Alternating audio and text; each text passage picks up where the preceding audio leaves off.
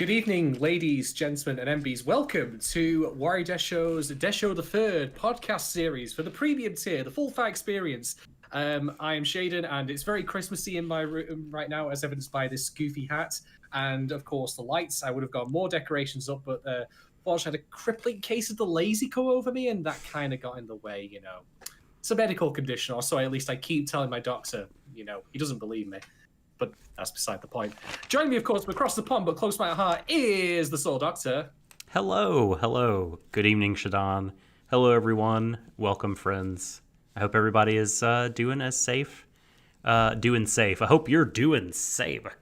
I'm totally doing safe. It's my new side career. I've just started, putting a little stethoscopes to them, just decoding them. Mm-hmm. That's breaking open safes. Right, exactly. It's code for doing a heist. 10 of them off camera over there. It's gonna be a very Merry Christmas for me. Lovely. But no, I hope all you lads and ladies and NBs are healthy and safe. And that's a distracting light show, my man. Let me just tell you that is that is a lot. Well, it's just because I was too distracting. I was just too good looking. I'm sorry, man. I had to get something to take. I know you're right. You're right. This will keep us. This will actually keep us grounded, and distract us from your just your incandescence. So now we'll be able to be brought back to reality by looking at the flashing lights, and we can talk about this lovely show, this excellent. Piece of anime. Before we begin talking about Showa Genroku Rakugo Shinju Season 2 Descending Stories episodes, Jesus, that was a mouthful. I know. I want to point something out, is that we have now 3 years in the running established this unfortunate trend in Warui Deshou, which is every single one of the episodes we've done just before Christmas have been depressing and miserable in a way. Because if you go back to the very first one we did, which was Banana Fish. That, of course, ended on episode 26, was it? The Catcher in the Rye, which was grim. Yeah, that was bad. It was a great show. It was a fantastic show. Yeah. A really strong ending, but it just made everyone a bit depressed. And then, of course, last year we had Vinland Saga, which also great show, but was being a little depressed. And now the very last one this time around is Showa Genroku Rakugo Shinju Season 2, which, again, great show, ends really strongly, leaves us all a bit depressed. I'm not depressed at the end of this. Actually, I feel really good about... I mean, I know you do too. That's not what I want to say. But I mean, it left me feeling actually really hopeful and happy. I was not sad by the end of it. Bittersweet is what I'd say. Okay, well, so yeah, I didn't really feel too bitter. I thought that. I felt that about the end of season 1 for damn sure, right? But yes, but not for this. And so, did we technically do? I know we weren't live streaming, but MMO Junkie, did that end at Christmas time? I feel like it might. Definitely not. Was that a summer? I think it was late. Early autumn, I think it was. It definitely wasn't Christmas. I think it's Christmas. I'm looking this up because I feel like right after that we did a Christmas pod, and I know we weren't live streaming. Let's see, Mal, MMO, Junkie. But the trend I was referring to was that for the past 3 years we've always had it end on some character that we otherwise like dying or suffering some unfortunate fate. Which is which I have to say. I am right, by the way. Okay, you're right. It ended December 12th. Yeah. So again, we weren't live streaming to YouTube, but it got us to Christmas on a lighter note. But to your point, it has been a number of years. It's been a couple years where it's been pretty rough. It's been rough. Yeah, and that's funny enough in part why I suggested we do Akadama Drive, because I thought, if we do that as our last Christmas stream, it'll all work out. Well, we can't really feel bad about this cyberpunk anime where people punch each other's heads off, but unfortunately, that's not going to be the way that we end up before Christmas. So there you go. It's basically like watching only the section of the Muppets Christmas Carol where it's about Ghost of Christmas Future over and over. Exactly. And then you don't get to watch the really jolly wrap up afterwards. We're just torturing ourselves here. But we'll, of course, get to that soon enough as we discuss the final 4 episodes of this show. And we, of course, have Patreon questions as usual. Doc is going to talk a bit about the creatives. And I suppose I should start off by saying that if you're thinking to yourself, hey, I like these two guys. I think, the British one, he's got a really good cut of his jib. I think the American one, he's got nice hair. I like his opinions. He's pretty sharp. I think I would very much like to send some of my hard-earned dollars their way. You totally can do. You could do that at patreon.com/Warui Deshou. We do free tiers of $2, $3, and $5 respectively, and they offer increasing benefits, as you might expect. We don't do things ass backwards there. Just point that out. So if you want to get on the Discord, for example, to join our wonderful little community, $2 will get you into that. And then you get to ask questions about the shows we're covering. If you get on the $5 tier, you'll be able to influence us picking shows for Second Stream and Deshou the Third for next year, which is going to be interesting in its own right. We're going to have some prime choices on the slate this time around, as always. So, definitely do check our Patreon. And if you want to support us financially, it helps. Thank you very much for doing so. But with that little preamble out of the way, before we get into Patreon questions, I'll, of course, pass the book over to Doc, and Doc's going to tell us a little bit about the creators behind the show. All right. There's a discourse about your hat going on in chat at the moment. Yeah. Is it a crime? Yes or no? This is the last time that I'm wearing this hat before Christmas. If I do any more streams before then, I'm not going to wear it. The lights will be on, but I'm not wearing the hat. What I probably should have done in reality is get a Christmas jumper, because over here in the UK, Christmas jumpers are a big thing. Oh, they're big. They're a big thing here. Big knitted woolly thing. Yeah, I should have really got one of those. I'm just currently wearing my Doom t-shirt because it's just what I pulled out of the wardrobe this morning. Because I am, of course, a fashion conscious and fashion appropriate guy. Totally. Not really. I'm wearing my Bullet Club t-shirt. It's a New Japan Pro Wrestling faction. I don't belong to any arms dealing association or like a pro gun society. It's a wrestling thing. No, you're a firm believer in in reducing gun violence by just buying bullets. Exactly. If the gun control people hoard all the bullets, then that's the solution. Yeah. But I don't have a Christmas jumpers also or sweaters as we call them here. Are also big, and the uglier the better. Like our fucking irony poisoned culture has gotten to the point where like we can't genuinely sell Christmas sweaters that are intended to be for moms or whatever, but like we all secretly know they're ugly. Now everyone is like marketing them as ugly Christmas sweaters and like, haha, it'd be funny if I, not a mom, but mid-20s young professional with a good sense of humor bought one of these. Aren't I funny and smart?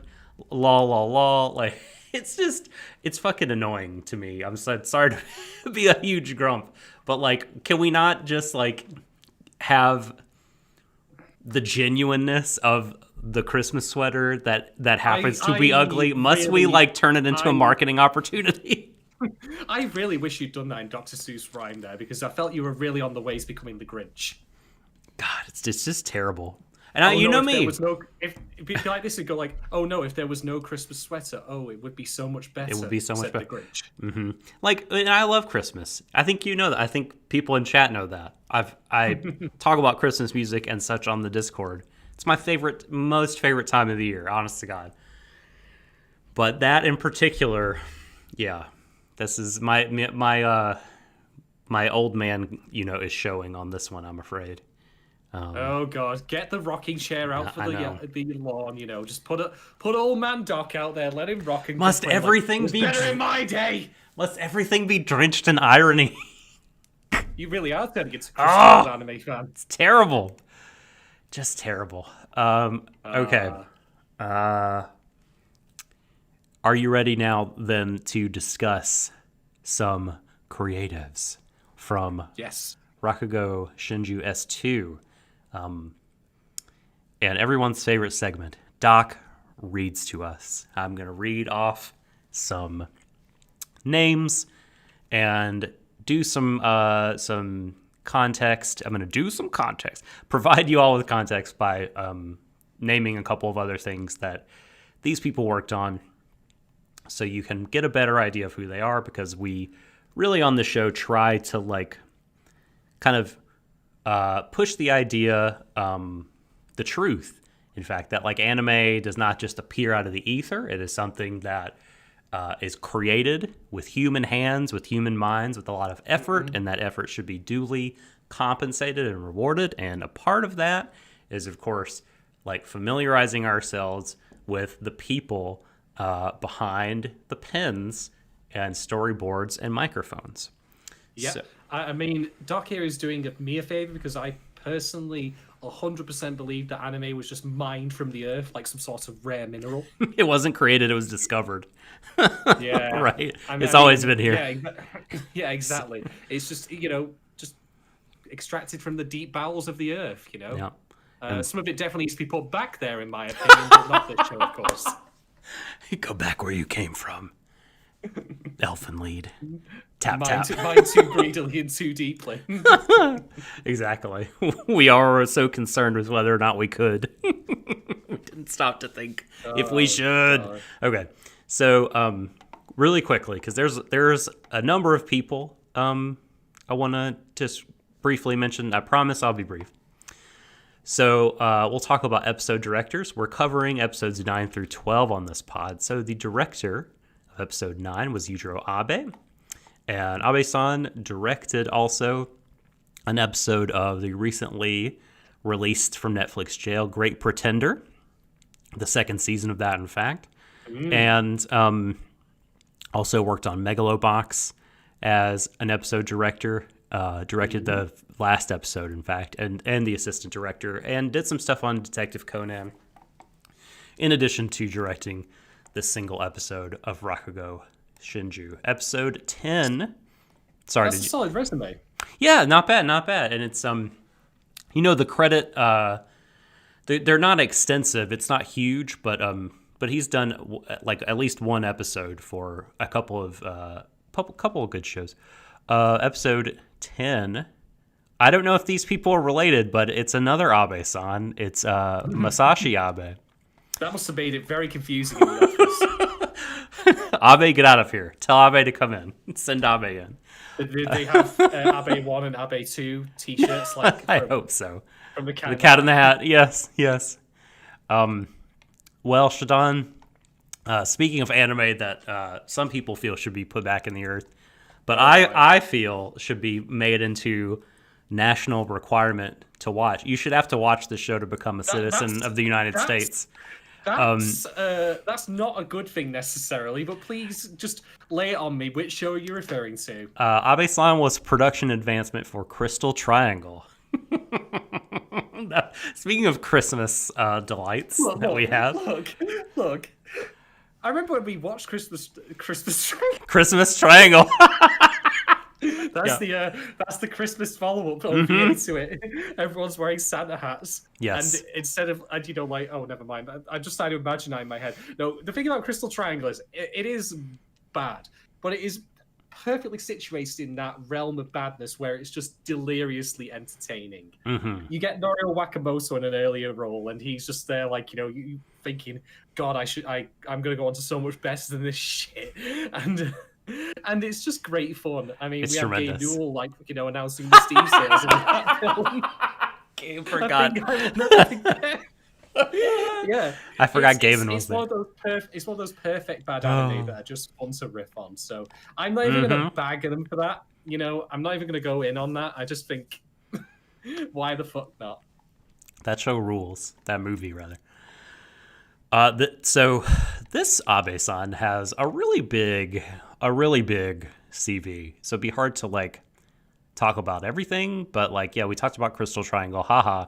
But also, this person directed a couple of episodes of Blood Blockade Battlefront, which is a real favorite of mine because that's a show who was the head creative behind that was Rie Matsumoto, and you may remember her from Kyoso Giga. That's her baby as well.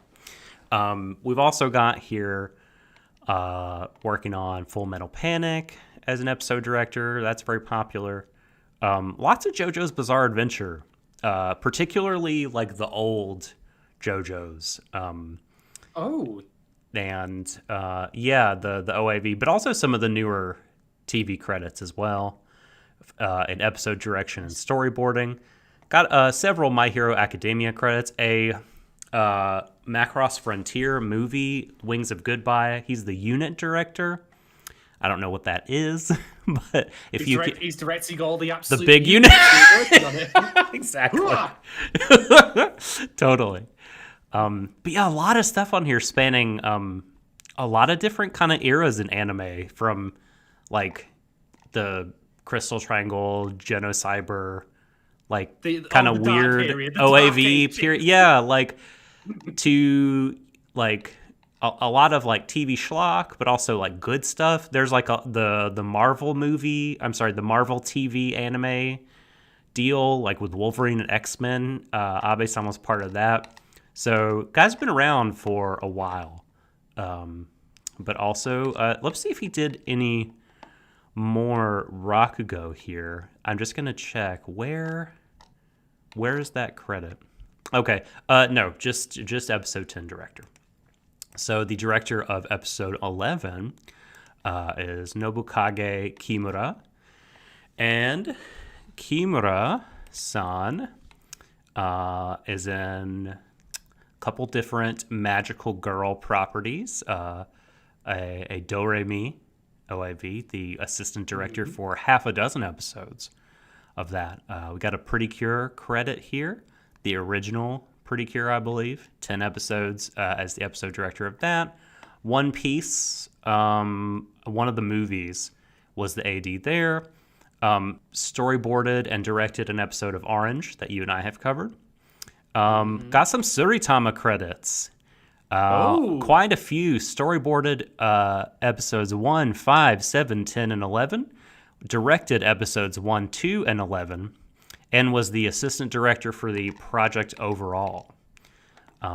Damn. Yeah, but also did a lot on C Control Dash, The Money and Soul of Possibility TV.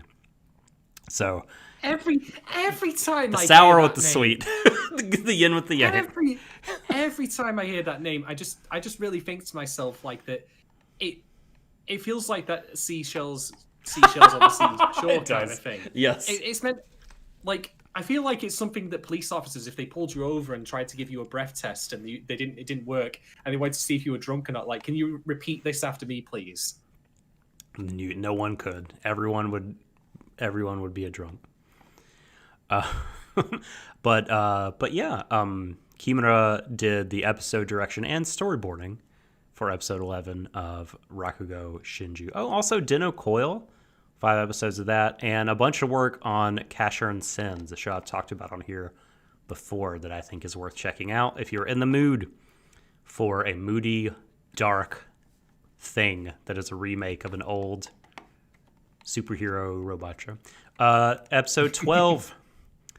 The episode director of episode 12 also directed episode 1 of this season, Taro Kubo. All comes around. Exactly. Do you reckon he started off as a complete novice at direction and was a master by the end of it? That would be very poetic. That would be poetic. So I'm looking around at Kubo-san's CV. Nothing is jumping out at me as I look at it for the first time. I mean, there's like Blade Dance of the Elementalers. There's Destiny of the Shrine Maiden, High School DxD, Ikitosen, Konosuba, which I know a lot of people really, really like Konosuba. I gave it a shot and bounced off. I'm planning on checking it out again because, I'm such a fan of Slayers, you would think I might enjoy Konosuba, but... Wait, is Konosuba the one with the blue-haired girl, or am I misremembering? Yep, Aqua, right? Yes. Where I did watch one episode. Dingus otaku boy goes to another world, isekai, but then everyone's kind of an asshole. So glad they're showing it's it funny. around this time. So it's funny. So school days, nothing too remarkable. I'm sure that people like Umeneko When They Cry. I haven't gotten into When They Cry either. So yeah, there's a lot here, but nothing that screams incredible like Rakugo does. So, but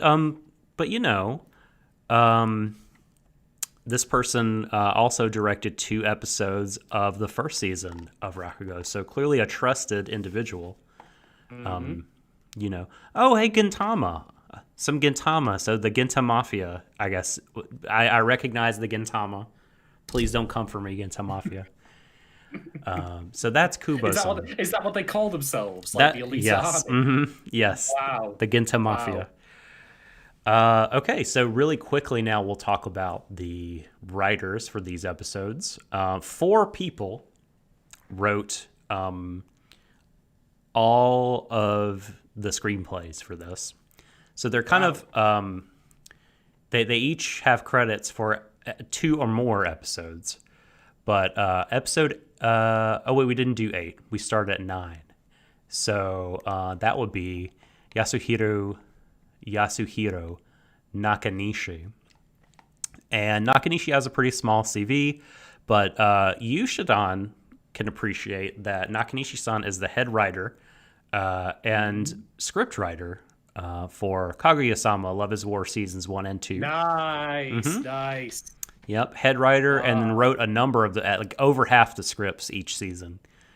Very good. So it's probably it's a coin toss whether or not he was responsible for the wiener joke section that was in one of those episodes. Yes, exactly. If you tell me the episode, I could tell you if you wrote the script. I can't remember. Okay. I can't remember. Okay. I all look. Just give you all a quick summary. I really enjoyed the show. I think it's great. There is 1 or 2 things that's off about it. There's some tender bits which are quite unexpected but welcome. But I don't remember specific episode names, numbers, or anything like that because usually at the time I'm like this. And that's because I'm on the bike, not because I'm doing anything else, just in case you're curious.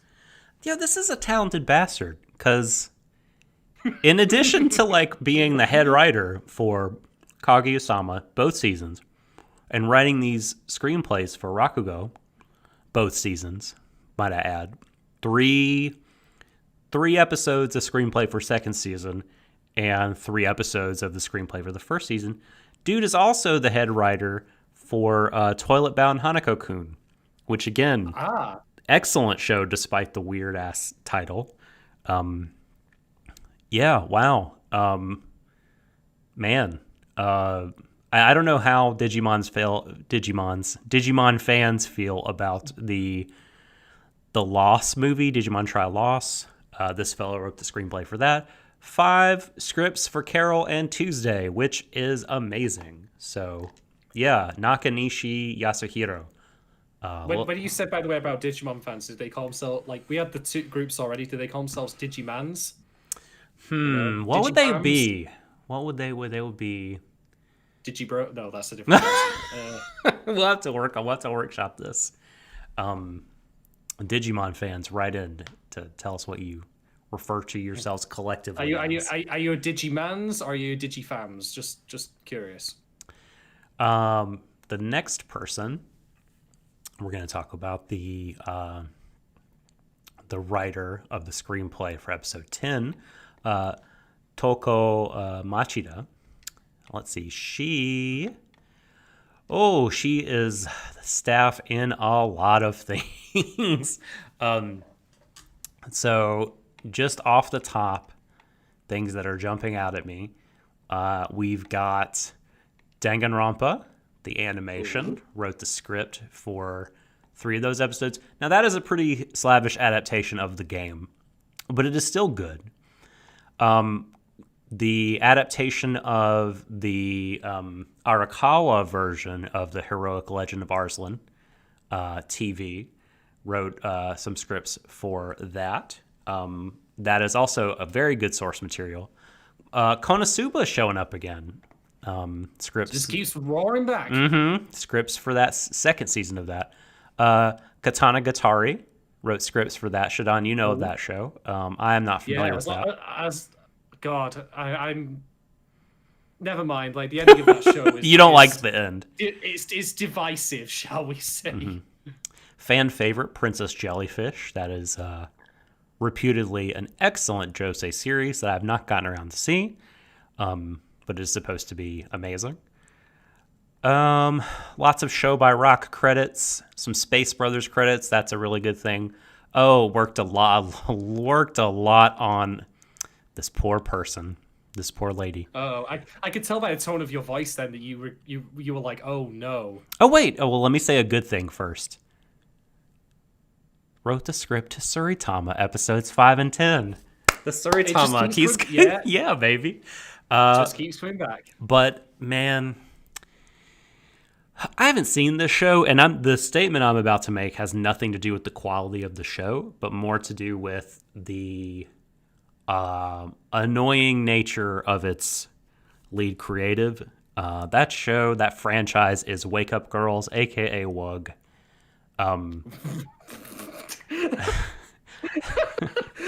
I don't know anything about Wake Up Girls, but I'm sorry, the acronym WUG is just... It just slays me. I want to know what WUG is. I want you to show me. There was a lot of jokes one day on Twitter about that randomly. Jesus Thank Christ. you, Dave Merrill, for those lovely jokes. Wake Up Girls is like an idol show kind of made in the wake of like Love Live and stuff like that, Idol Master. But this one is associated with giant asshole Yamakon. So, yeah, that's all we need to say about that. We're halfway through the writers here. So episode 11, we have the screenplay, or script rather, by Yuko Kakihara. And Kakihara-san has written Bang Dream, some stuff for Bang Dream, a lot of Aikatsu, a whole shit ton of Aikatsu. Was the head writer on some Aikatsu, on a lot of Aikatsu. Wrote the scripts for several episodes of seasons of Aikatsu. By the way, Aikatsu is like a hugely popular magical girl thing. Like super popular in Japan and has kind of like a cult following over here. Also another talented bastard was head writer for 2 seasons of the show and wrote screenplays and scripts for the other season. Have you heard of Chihayafuru? Yes, I have. Yes, excellent show. Like incredibly, like reminds me of this show actually in a lot of ways. Like some tone stuff and some of the prestige feel, like about, it's a show about a kind of niche Japanese art form / competitive activity. So yeah, Chihayafuru. Heaven's Lost Property, your most favorite thing. The head writer. The head writer for Heaven's Lost Property also wrote Chihayafuru. I had no idea. That's amazing. You gotta pay the bills somehow, so. Yeah, that's it. Like, look, right. I'm just gonna go with he literally went on a poker site, and he was completely blitzed out of his face, and he was just there like, hit me. And boy, did he get hit all right when he woke up the following morning. He was hungover as fuck, and he owed $2,000, some shit like that. And he's like, I've got to pay the bill somehow. I will write this garbage pro-slavery show. Fuck it, I'll do it. Fuck it. I've got to pay it, because otherwise the casino will come and they'll kill me with playing cards or something. I know, it must be that. I've seen kaiji. It has to be. I'm just assuming that's how all Japanese casinos work, like kaiji, where you lose a finger or something. So something I should mention is Kotetsushin Jeeg, Steel God Jeeg, remake of an old Go Nagai robot show. It's really fucking dumb and great. That's Go Nagai. I love it. But also, again, talented bastard alert. Head writer for the Orange TV series and wrote the script for the movie.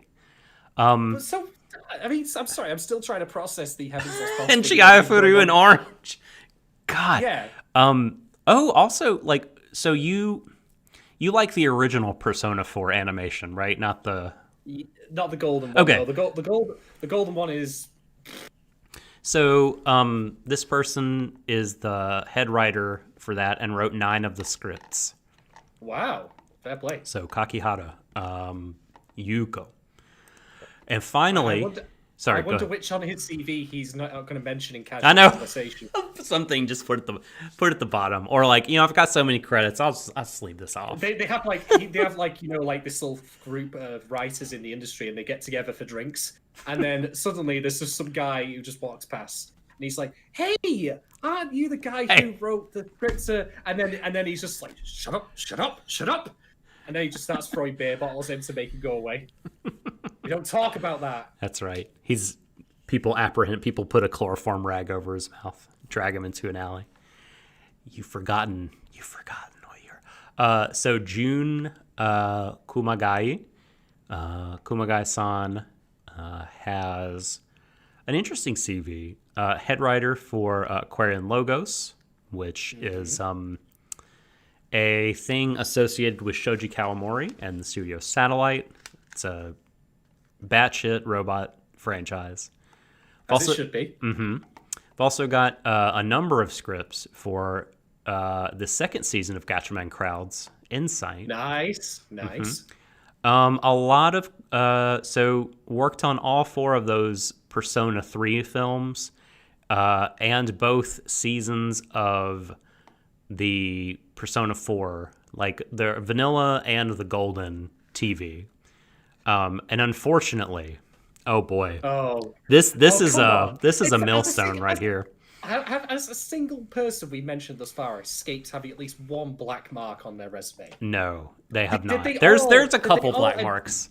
Did they all end up just in the casino on the same night and just, put themselves into real debt when they had to make these turgid pieces of crap? Yeah. Anyway, go on, lay it on me, dog. What's the millstone? So, and I should note, this is the head writer for the first and second seasons of Rakugo. So this is the big cheese. So okay, wrote every single script.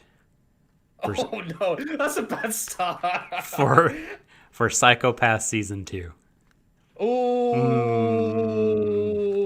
people did not like that season of Psycho-Pass. I didn't even watch it because I was warned off it from the word of mouth. I like Psycho-Pass as is, but I didn't think it was all that special in terms of like high concept sci-fi anime. And then the fact that the second season somehow is substantially worse and all of them as well. Holy crap! Yeah. We've talked, for example, before about how there's a bit of rotation on like staff rise and such on shows, and so sometimes whenever you watch a bad show and you're like, who do I blame? You normally have to start ticking names off a list here, but no, you can just point to one person. That's a problem in of itself. I know it's tough because anime is such a collective venture. So we try to drill down as best we can, but these things are imperfect, and it's not a perfect science, because you could follow this writer that you really like over the 2000s, like Dai Sato.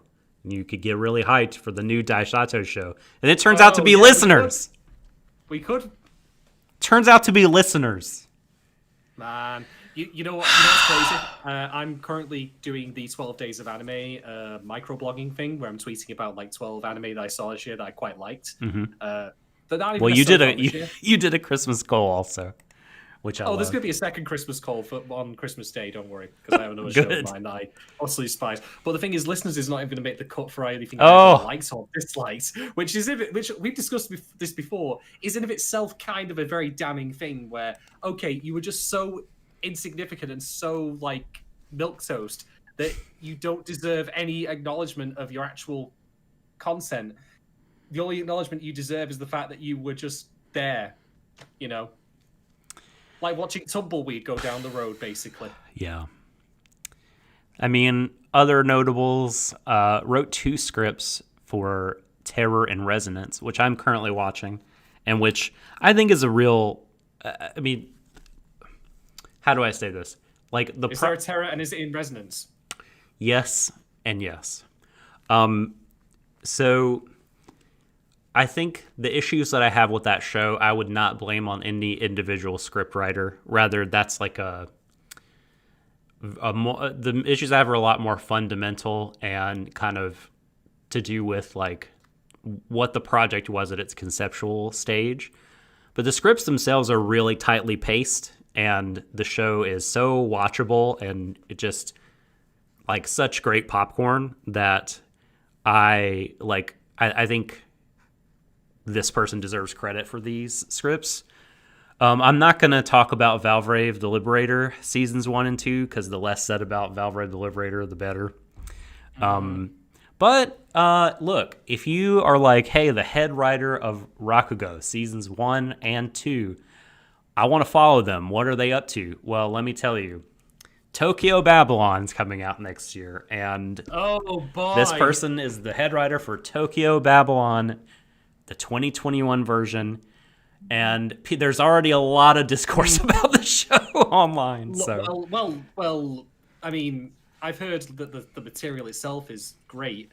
It's just it's been given to studio hands, from my memory. Oh, yeah. That's right. That's the reason people are not looking forward to it. Studio.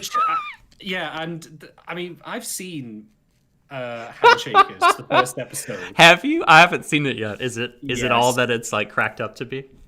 Well, it combines wanton sexual assault, which is great, with some truly appalling visual design, animation, and CG. But look, right, with regards to Tokyo Babylon, here's the thing. Like, studio hands seem to operate on a level as far as like their, skill goes in terms of creating shows where they are just above making people physically sick through like how bad their animation is, and they are also just somehow inexplicably above the quality of a PS2 cutscene. So like Ruby, barely. Hey. They probably have a bigger budget than Rooster Teeth. To be fair, I will give them that. Okay. I mean, I'll bag Ruby on many things, but I will not bag it on how it's animated because of various reasons. But I will not say this. I will not give the same credence to Studio Hands because everything I've seen of theirs so far just makes me think that like how back in the the late 80s, the early 90s, that there were scenes from certain Japanese shows that could give people epileptic fits, could cause them sound-like reactions. Pokemon. I think they are. This. Yeah. It feels like they are really desperately wanting to revive that as an art form. As if it hadn't already been revived this year, unfortunately, in the video game world. Looking at you, CD Projekt Red. Oh man, I can't wait for this. I can't wait for the Cyberpunk anime to come out and to be unfinished and look really buggy. Everyone's gonna be T-posing. It's gonna be people's like cars appearing on top of other cars, making them explode. I do find it quite funny though that CD Projekt Red were all in on the idea of we don't want our team to do crunch, but they have done crunch, and now we're gonna get a different team in ties to do crunch for our project because of course that's how anime is made. But it all blends together. Yay! It does. Yes, exactly. Woo! Just to close the loop on Ruby, I don't think Ruby's poorly animated either. I just think the models and the backgrounds, like it, at least early on, I've only seen the first couple of episodes, and the assets look like PlayStation 2 assets. Now, how those assets move is nice and fluid, but the art and the models themselves are pretty trash early on, or just old. I don't mind it per se, but it just looks old. Well, you think that's bad? It does the DNA crime of trying to preach tolerance, but ultimately doesn't. Basically, yeah. It's sad. There's a race of animal people, and they are discriminated against somehow. We don't show it, though. And the villains are all permanently animal people who want to fight for equality, but they're not fighting for anything because there's no actual inequality going on that we're going to show in the show. It's pretty bad. But again, that's what you get when two fuckwits who have never actually done any writing credits in their time try to do writing about, I know. ethnic and minority discrimination, who are also, these two, by the way, not uncoincidentally, white boys. And who don't, yeah, I know. And there's just watch the H-Bomber guy fucking autopsy of Ruby. Yeah, Ruby. I basically agree with all of his points, but I actually think he goes a bit too soft on it in places to be funny. But okay.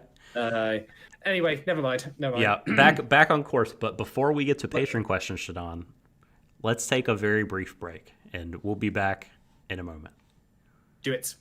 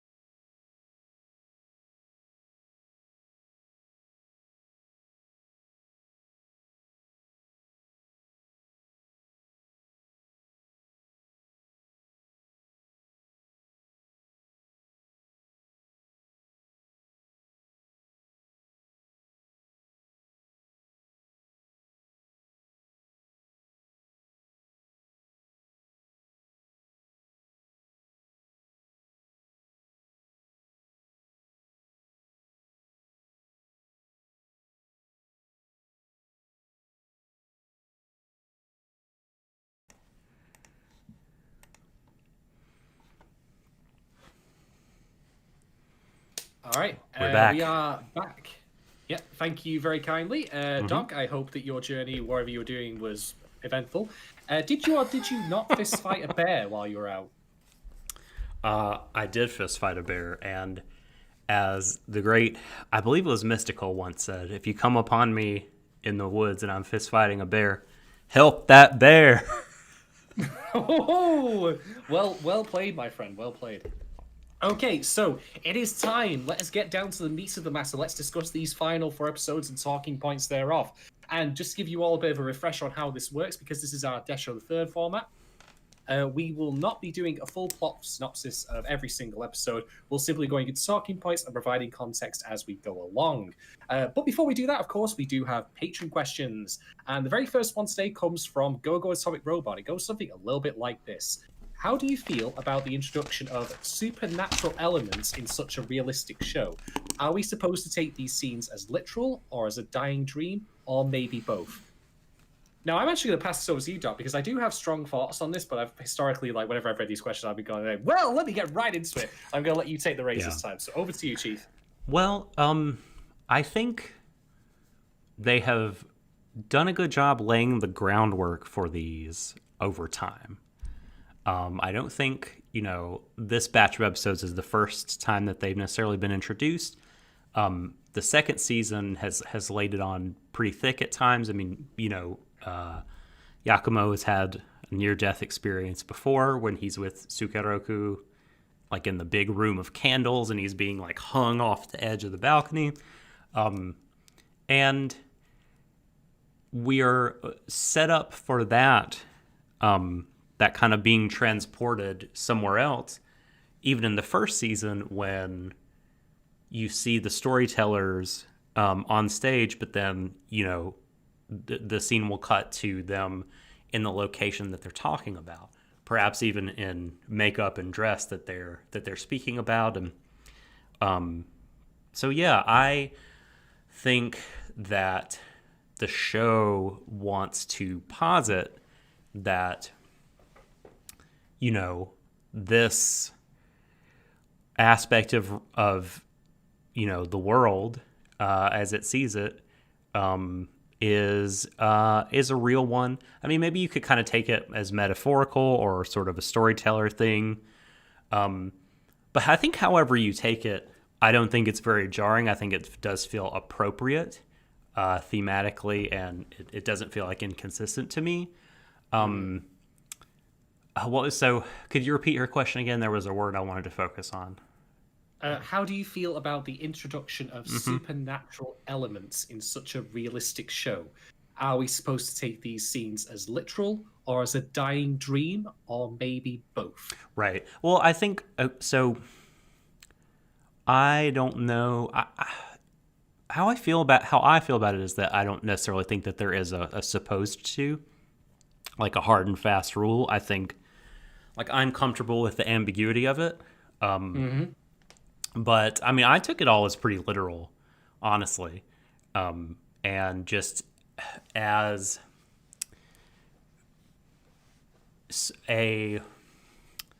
how do I put this? Like, Plato through Socrates often talks about, like, the poets as kind of having access to a realm through their imagination or something like that other people don't. And maybe there's kind of something like that at play here, that, like, storytellers, because they're performers, but I think storytellers chiefly when it comes to this aspect of the show, like, I don't know, like, maybe that there's that they're in tune with a part of the world that other people might not be. But then again, you have Matsuda there, who swears he even after 16 years or whatever after, he's like, hey, I ferried Yakumo across the river. But then again, I mean, he started out as a storyteller. He was apprenticed, but gave it up because he didn't think he was cut out for it. So yeah, I mean, I wouldn't kill someone for going either way with it.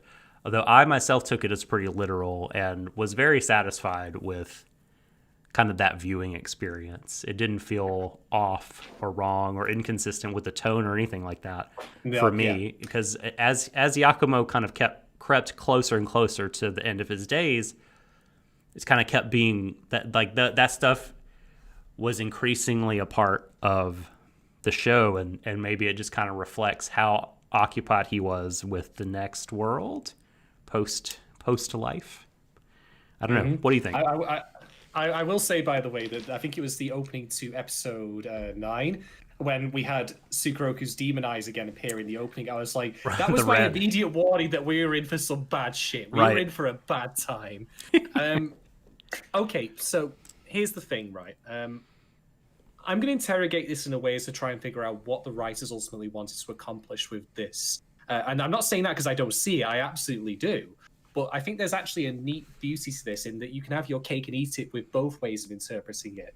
If it is a very supernatural, there is literally a Buddha who is seeing Yakumo off to the next life in a wonderful way, by the way, but we'll discuss that soon enough. Or if it is just literally a dream that he is having on his deathbed, you still get the same outcome, which is that he finds a sense of forgiveness for himself, which I think is really key here. Be it from an external authority, which in this case would be God, as presented in the show, or he forgives himself finally. But I mean, you know, either of that is still appealing. Like, you know, someone who's lived such a life where he's felt guilty for all these things that have happened.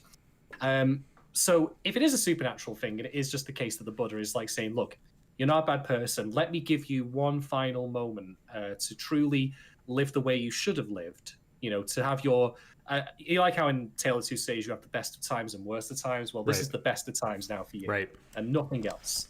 But in turn, Yakumo is a creative person, and it wouldn't... While I do generally find the idea of coma dreams a bit hackneyed in depending on how they're applied, I think this one works here because it doesn't result in him coming back. It's his send-off. And he chooses to give himself a send-off where, rather than all those tortured visions of Sukeroku trying to kill him, like what happened in episode 9, for example, with the theater burning down, right? Where Sukeroku in his mind was, a demon who blamed him for everything and just said, "Look, just take the match, just throw the fire out there. He'll be fine. He'll be fine." No, he actually sees him as the friend he's always known him as, and they get to have one final proper, day together. So yeah, and Miyokichi as well, because she's appeared to him as in a very sort of foreboding kind of ways before, but not so in the penultimate episode. Yeah, absolutely. So whether or not you believe it to be a supernatural thing or for it just to be Bond's own imagination as he is passing on from this life to the next, to me, you can read the end result, the ultimate end result, as the same, in which that the guilt is gone. Yeah. It is either gone through a higher authority, which I think that if you are religious would be very appealing. I think that, sometimes people do feel like they want to be forgiven by an objective higher deity, like, not by, say, some regular person, by some force in the universe, if you know what I mean. Sure. But alternatively, of course, if you don't believe it to be supernatural and it is just his own thoughts giving this flight of fancy before he passes away, then... well, look at the context in which it happens. He attends a festival with Sukeroku and Miyokichi. They have a proper night at the Rakugo Theatre where, Sukeroku and Bon perform. And Bon, in particular, I should stress, performs as a young man, which ties, of course, into him saying that he was losing his physical capability. Oh, no, he performs as an old man. Well, okay, yes, he shows up. Yeah, they start out as kids walking the road, and then in the theater district, they are young men, and then when he goes up on stage, he's grandpa because he wants Shinosuke to see him perform, and Shinosuke knows him as grandpa. Yeah, you're right. So that's why I think he took on that form for his final performance. Sorry, I mistook that, but he still imagined himself for a time as a young man. Totally. So he allows himself like this flight of fancy, this palace of the mind, if you want to call it that, where he allows himself to enjoy life, even as it slips through his fingers at the very end. So you can interpret it either way, and I think the beauty of the show is you are totally welcome to do that. You're right. Because both of you give the satisfying feeling this is a man who's finally at peace with himself. Yeah, because I think I agree with all that, because I think he's achieved a measure of forgiveness, contentment, and everything like that right before he dies. And because I think that Bon would not be the sort of person that could forgive himself. I mean, he's carried this shit around for so long. But I think his last conversation with Konatsu and him accepting her as apprentice and kind of how that conversation goes, like, is the release that he needed.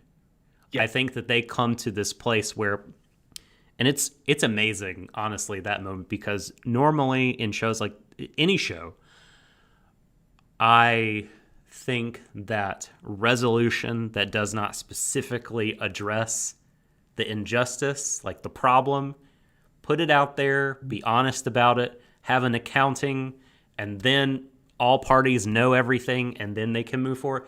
Like, that's more of what I want, and when that doesn't happen, it often frustrates me. But in this case, I think fuck justice, because everyone has suffered enough, and everyone, like, loves each other now. And it doesn't really matter at this point in their lives who did what. It wouldn't change anything for anyone meaningfully because of all the hardship and pain and growing together and learning to love each other that they've done. So I think that conversation allows him to let go. And so I think, whether or not you believe Buddha or the spirit of Sukeroku and Miyokichi really forgave him or not, I think he has gotten there in the end. And I do think it's interesting that you mentioned, like, and Emily too, that the possibility that such a vivid dream, I mean, we see Yakumo and Sukeroku and Yotaro and others as these, like, storytellers that that tell such compelling tales that they themselves get wrapped up in it, and they see, like, they go to that other plane of existence where they're taking the audience, you know.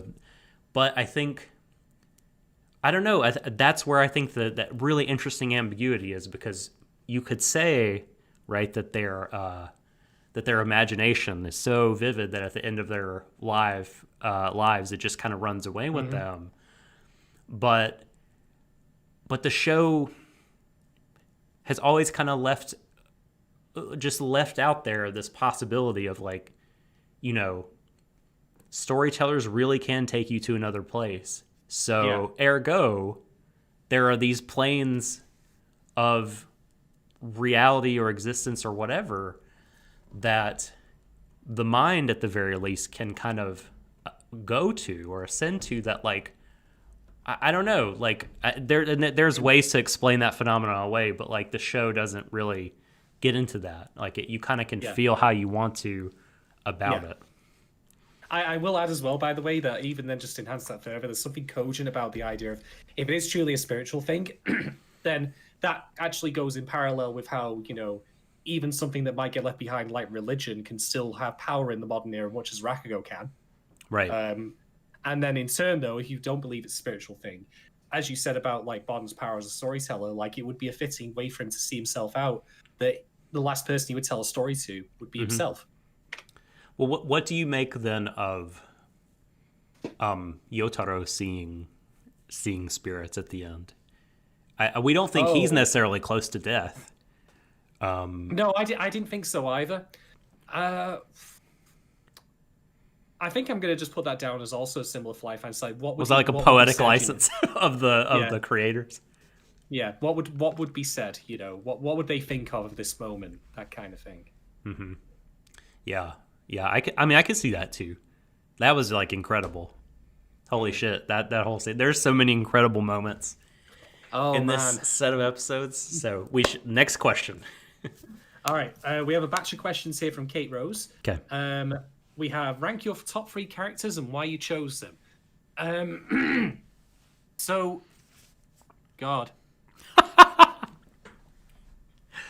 This is difficult because, like, I don't feel I could rank them conventionally. It's really hard. Because they're all good for different reasons, and they're all in the show for different reasons, so it's difficult. Well, obviously, number one's going to be Bon, because... I agree. Well, he's the bones of the show in more ways than one. Like, it's his life. It is his entire life, and it's a life hard fought, but in the end, well lived, I would argue. And it really did hurt me to see, like I said in the previous episode that we did about his decline, and then also what happens in these episodes, but also the beauty of his passing, which I'll discuss later separately. Konatsu was always fun, just because she was, constantly belligerent towards everyone. She's my number 3. She always had that means of just being like, I'm getting too old for this shit, even though she wasn't actually old. I love Mama Konatsu that we got to see in the last episode. It's so great. Just laying the smackdown on the kid. Exactly. Yeah. And I'm going to say Matsuda is number 3 because he was just a rock throughout all of it. He's really great. He would not make my top 3. I would put Yotaro at number 2 because, I mean, he's just amazing. Like, he's so, like, he's innocent and good, but not naive. I think we may have talked about this in a previous episode, but and has like a really strong sense of justice, even though he probably couldn't put it into words, right? Because he's not like super educated or whatever, but like, I don't know, he still seems wise when he's young, and like, he's incredibly loyal to Konatsu. He took Shinosuke under his wing, like, immediately from the time he was born. He said, "You're my son. You are my son, and I love you," even though he's not his kid. And there's just so many things like that where I think, I mean, this is just, he's just a good lad, He's just a good, honest lad, and I really, really like him. He's a sweetheart. He is, after the stone cold seriousness of Kikuhiko, I think like Yotaro is such like a good kind of fit to inherit the Yakumo name, and a breath of fresh air for that whole scene. Yeah. Can I add one small thing? I was going to bring up a talking point later, a very brief one, but now that you're mentioning him, I should say, did you note, by the way, how his mannerisms had changed ever so subtly in the final episode, where he seemed to be acting a tiny little bit more when he's doing the onstage performance, like Bon was. Like, he's not entirely like full on blown dialed up to 11 energy and extroversion. There's a bit more of a formality to him. It felt to me like he'd changed just ever so slightly, without losing what made him who he is, of course. But he seems like over the years, as he has slipped more into the master role, he's gained that little bit of an edge to it, where he has grown as a person and is now a little bit more formal. Which, I mean, we can all debate all day, like, about what kind, like, are we Sukurokus or are we Higiyokos? Like, those are the two genders. Yeah, those are the two genders. Yeah, like, which one are we closest to? But I think there's an argument to me that, like, hey, a little bit of formality brings its own kind of prestige and appeal in itself. And I really like that little subtle change in his mannerisms. Yeah. That Shinigami was great. Indeed. Right, next question comes from Kate as well. Highlight your highest, most liked, and lowest, most disappointing moment or scene in these final episodes.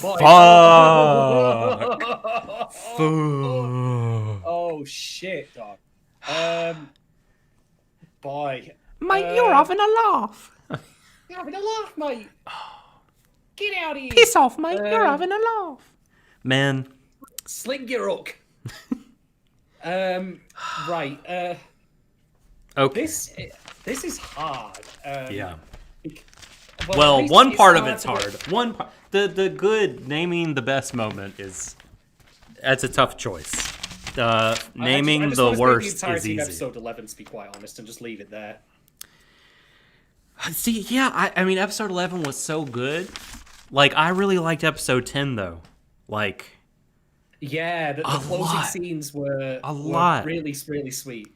Like, they were, yeah, like, you know, you have Bon on his, just being so taken care of by Konatsu, you know, and he's like, I've only been concerned about Rakugo. Like, I've never taken time to, like, appreciate moments like this, and there's so much I still wanted to do. That whole fucking scene when Konatsu revealed she was pregnant to Yotaro, I was like, fuck yes! Yes! Yeah, boy, yes! You did it. They did it. I was so happy. And it was so charming how it was handled as well. It was really cute. I know. I will say this, actually, I suppose, like, if you want, like, best moment from me is, and this is going to sound strange. He took her as apprentice in that episode. That was so good. It's going to sound strange, because I'm going to say my best moment was something that we didn't see. And I'm also going to say that my most disappointing moment was something we didn't see as well. But I'm keeping it consistent. But one of the things that I really love about these final two episodes, which is episode 10 and 11, before Bon passes away, is we don't see him pass away. Now, I'm not saying, of course, he's still alive. But what I'm saying is the show goes to great pains to show us that, you know, not him at death's, like, on his death's door at the moment he passes, where we have the inevitable beep, you know, that kind of the heart monitor, yeah, we don't get that. What we get, though, is we get to see a man in episode 10 finally have, you know, that accepting moment with Konatsu, with his daughter, I would argue. As would I. Yeah, which was truly beautiful. It really stung seeing that in a good way. So good. But we don't then, of course, like, have the moment where he passes out and she's like, "Get the doctor," and all that. No, we get to see, you know, him have a dignity, you know, in his final hours, and we get to see the last moments of him be him as he should be remembered, which is a man finally at peace, finally, you know, able to truly love his family and be loved in turn. And then, whether you believe it's spiritual or not, to see him, you know, find a sense of peace and have the best of a time at the end of it, you know, to live his best moments in his dying, in the time he dies. So the fact we never see it, I think, was an incredibly great move on the part of the writers, just to give this character the send-off he deserves, where we don't see him at his lowest, but instead we see him at his greatest. Yeah, that's really awesome. I hadn't thought about it in that way, but that's very true. Yeah, that was very beautiful. Very beautiful moment. I'm going to stick with the pregnancy announcement. I mean, that was, I think, like, there were just so many amazing scenes in these episodes that really, really got to me. You know, you talked about many of them. We'll talk about many of them going forward. But yeah, I just think that part, like, Konatsu and Yotaro's relationship and they're kind of watching their love for each other bloom has been, like, a real joy. And I don't know that it's real, you know, that, like, that she can survive the trauma that she's been through to start her own family and make something beautiful out of her life is really special. And that's so she does earned. Explicitly, at least at one point, say, like, you know, she has her mother's blood. And I'll confess, I've had moments in my life where knowing who my mother is and what she is like and what she is capable of, and I've always feared a little bit, am I capable of that myself? Am I capable of being as vile as her? I would argue not. I'm at the point in my life now where I feel pretty comfortable that I'm a fairly decent guy, you know, that kind of thing. Yeah. But it's if you think it's an unrealistic concern, like, you know, even when, you know, obviously biologically speaking, there's not really much of a link, I would argue. I still think it's there for people to say, like, have they been such an influence on me that I in turn could be like that? And no, that's not true. So I agree with you 100% that to see her, like, you know, think I'm in a comfortable place now where I can start, like, continue my family with my husband, like, you know, where I'm in that happy place. I really do think that's a great moment. It's amazing. And, like, the way I read her saying that she's a slave to her blood in that scene right before Yakumo passes, it's I think she just, for so much of her life, wanted to hate him but could not. And I think, you know, maybe that's what she meant by that, because her mom, despite everything really loved Bon, and so she couldn't not also feel warm toward him. Yeah. Can I add one small thing, by the way? Yeah. That's just occurred to me while we're talking, which is Kanatsu like having that conversation with Bon, like where she manages like so she's pregnant and all that. How amazing is it that as great a storyteller as he is, he never told her such a compelling and convincing story of his own history and life that it stops her from loving him in the end. Yeah. There's something about that failure of him to do that's so brilliant. Like, you'd think like a master storyteller like him would have had it wound up perfectly, but no, love triumphed over that in the end. Yeah, and he told her just about everything. Yeah, it's incredible. Yeah. All right, disappointing. Yeah, we got to do this one. We got to do this one. All right. I'm gonna make a confession here. I've only managed to watch these episodes once. I was planning to rewatch them, but just didn't get around to it. So, Doc, I'm going to rely on you to correct any inaccuracies in what I'm about to say. But do we ever get a scene of Kanatsu's first proper Rakugo performance after becoming Yakumo's apprentice? I think we literally go from end of episode 10, when we last see her, to start of episode 12, and then someone says, "You're like the first proper female Rakugo performer." Yep. And yeah, we see her on stage at the very end with all of them. She's going to be part of the performance, but we only see Shinosuke and Yotaro. We don't ever see her get to do the show. We only get to see her do the Jugemu that time. Yeah, which that was cool. That I thought was disappointing because here's the thing, right? This show does actually do, in my opinion, a lot of good of saying, here's what the future of Rakugo should finally go down. Like, we get little things, for example, like Shinosuke listening to Rakugo on his MP3 player. And I'm like, that's good. I like that because, for one, it shows, like, him using this way of practice, but also it shows a method in which you could get Rakugo out there to more people. You could have, like, these distinguished performers, like, doing audio Rakugo, like, that kind of thing. That's good. I'm glad they bring that up. And indeed, I also should know, I forget the writer's name, but he says, like, like, here are my works. And then Yotaro says back to him, are there any works for, like, women, like, written by... Yeah, like, baby. That was episode 10. Which is a good start. I will admit that it's not the best start because ideally it should be a work written by a woman for a woman. But again, this is a progressive... It's a progression thing. We don't cut corners on this. We have to admit that not everything happens... goes straight to the... There's steps, right? Yeah. Yeah. But I bring all those things up only then to highlight that it seems a bit daft that we only ever get the one performance of Kanatsu doing Rakugo in the entire show. I agree with that. And we don't get to see her in her prime doing a moment. Like, for going all about, like, how Rakugo should change and be, like, a little bit more progressive and all that, it kind of undercuts the show's own message when it doesn't actually then show that firsthand. Now, I am willing to admit that this is, again, probably more a function of a lack of time than anything, like we discussed previously. Where would you have slid that in? Granted, I think you maybe could have had 30 you seconds could have of her, done like, this. Mid-performance. I think you could have done it, Yeah, so I'm glad that she did actually become a Rakugo master in the end, because I was really worried that was never going to happen. I thought we were going to have the parallel thing of Yotaro preserving Rakugo through... being a new apprentice versus her preserving Rakugo through having children who would be interested. I'm like, no. Yeah, right.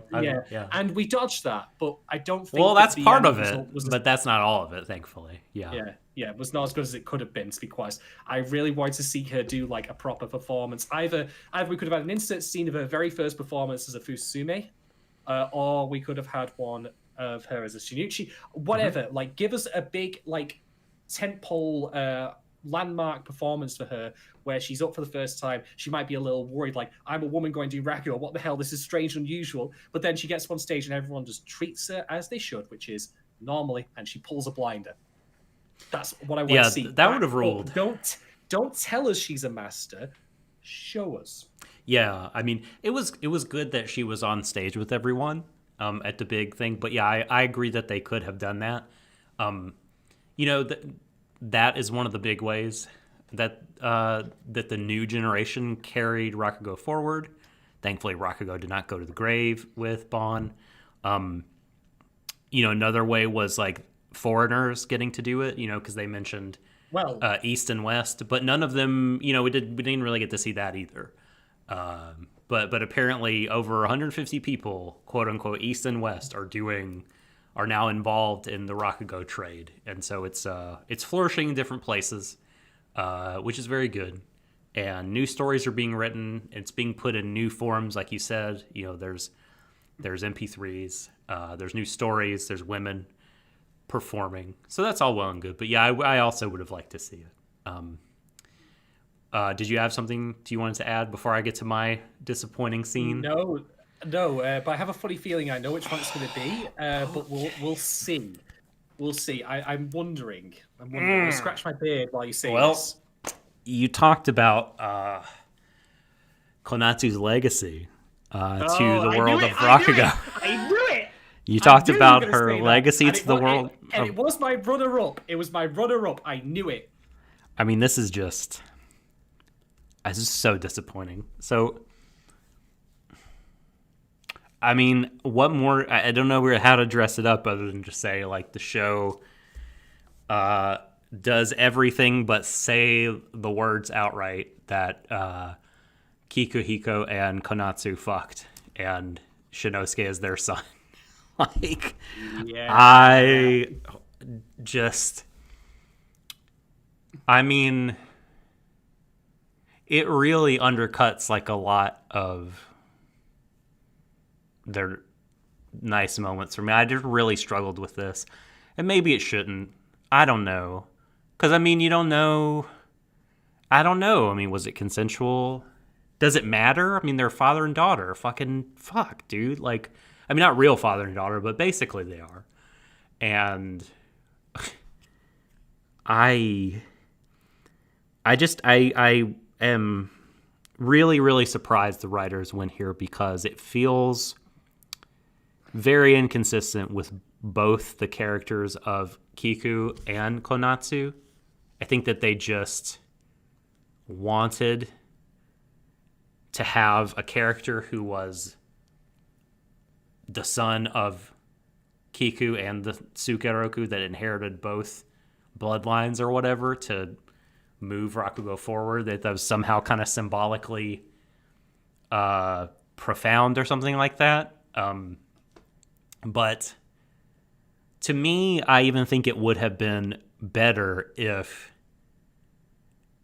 Bon had died without passing anything on, without passing his bloodline on, or even even the Yakumo name. I would have thought that, like, he would be thinking that this is too great a burden for any one person to bear, so I'm going to take it to the grave with me, and Rakugo I'll take with me too. But oh look, Rakugo survives without this title. So yeah, there were a lot of ways where I didn't really. I see what the goal was trying to be, but I just don't. I really hated it. So Gogo's talking about it in chat. Let's see. She says, "I don't believe it because I'm sure we would have seen him feel guilty about it or address it in the afterlife. I think that an idea the writer had for the idea of it, like she sees that, but by the time we got to that point in the story, the scene did not work anymore." And I don't think it plain works. Period. And I'll give you some thoughts why on that. First of which is that Konatsu, like when they're having this discussion, she doesn't actually offer hard confirmation of it one way or not. It's just like, what is the point of telling us this beyond, as you say, like making it so it's more of a genealogical passing of the torch than not? Which I have problems. Who cares about blood science? No. Nazi bullshit. I will get to that. Okay. But the thing is, she doesn't even offer a hard, concrete point of that one way or the other. So, and no one learns about it. Like, you know what you said about like people learning the truth and all that. Mm-hmm. I agree with you 100% that, like, you know, it was pretty much okay for them not to reveal the truth of what happened with Sukeroku and Miyokichi. But this here, like, you know, this is a big revelation, and you don't do anything with it. Like it, like she plays like coy, you know. I mean, I'm not even saying like they should have told anyone about it, but rather like we don't have any time for that, the burden of knowing that to have any dramatic meaning whatsoever. Secondly, it undercuts a couple of different things. One of which is, as you say, like, what the fuck does it matter about bloodlines? That's something that this show actually made clear, is that Sukeroku and Bon were both brothers. saved. They were both saved from lives of destitution by Rakugo, despite having no blood relation whatsoever. It is actually, believe it or not, like, you know, an art that seems to, if nothing else, actually cultivate outside influence. It's not about like storied legacies, like, you know, where, oh, you're the son of a famous actor and that therefore means you're immediately like the hot shit. No, it actually seems to be tailored towards bringing people and giving them the name. So having it be more wedlock to a bloodline thing, to me, undercuts that message too. And secondly, thirdly, it also undercuts Shinosuke's character as well, because one of the really interesting things that I thought when we first saw him was like, holy crap, he really does look like Tsukuroku. And then when we see him when he's older, he looks like Bon. Yeah. When he's like, I mean, that's why we also, as a small part, we got a visual reminder of what he looked like when he was younger. And I thought, like, you know, oh, that's just how he's styling himself now, because he's taking more after his grandfather, you know, Bon, that is, in terms of like how he looks, how he presents himself, how he acts. But no, it's just the genes. It's not nurture, it's nature. Fuck you. Like, there's so many things that just take this away, and it's for nothing.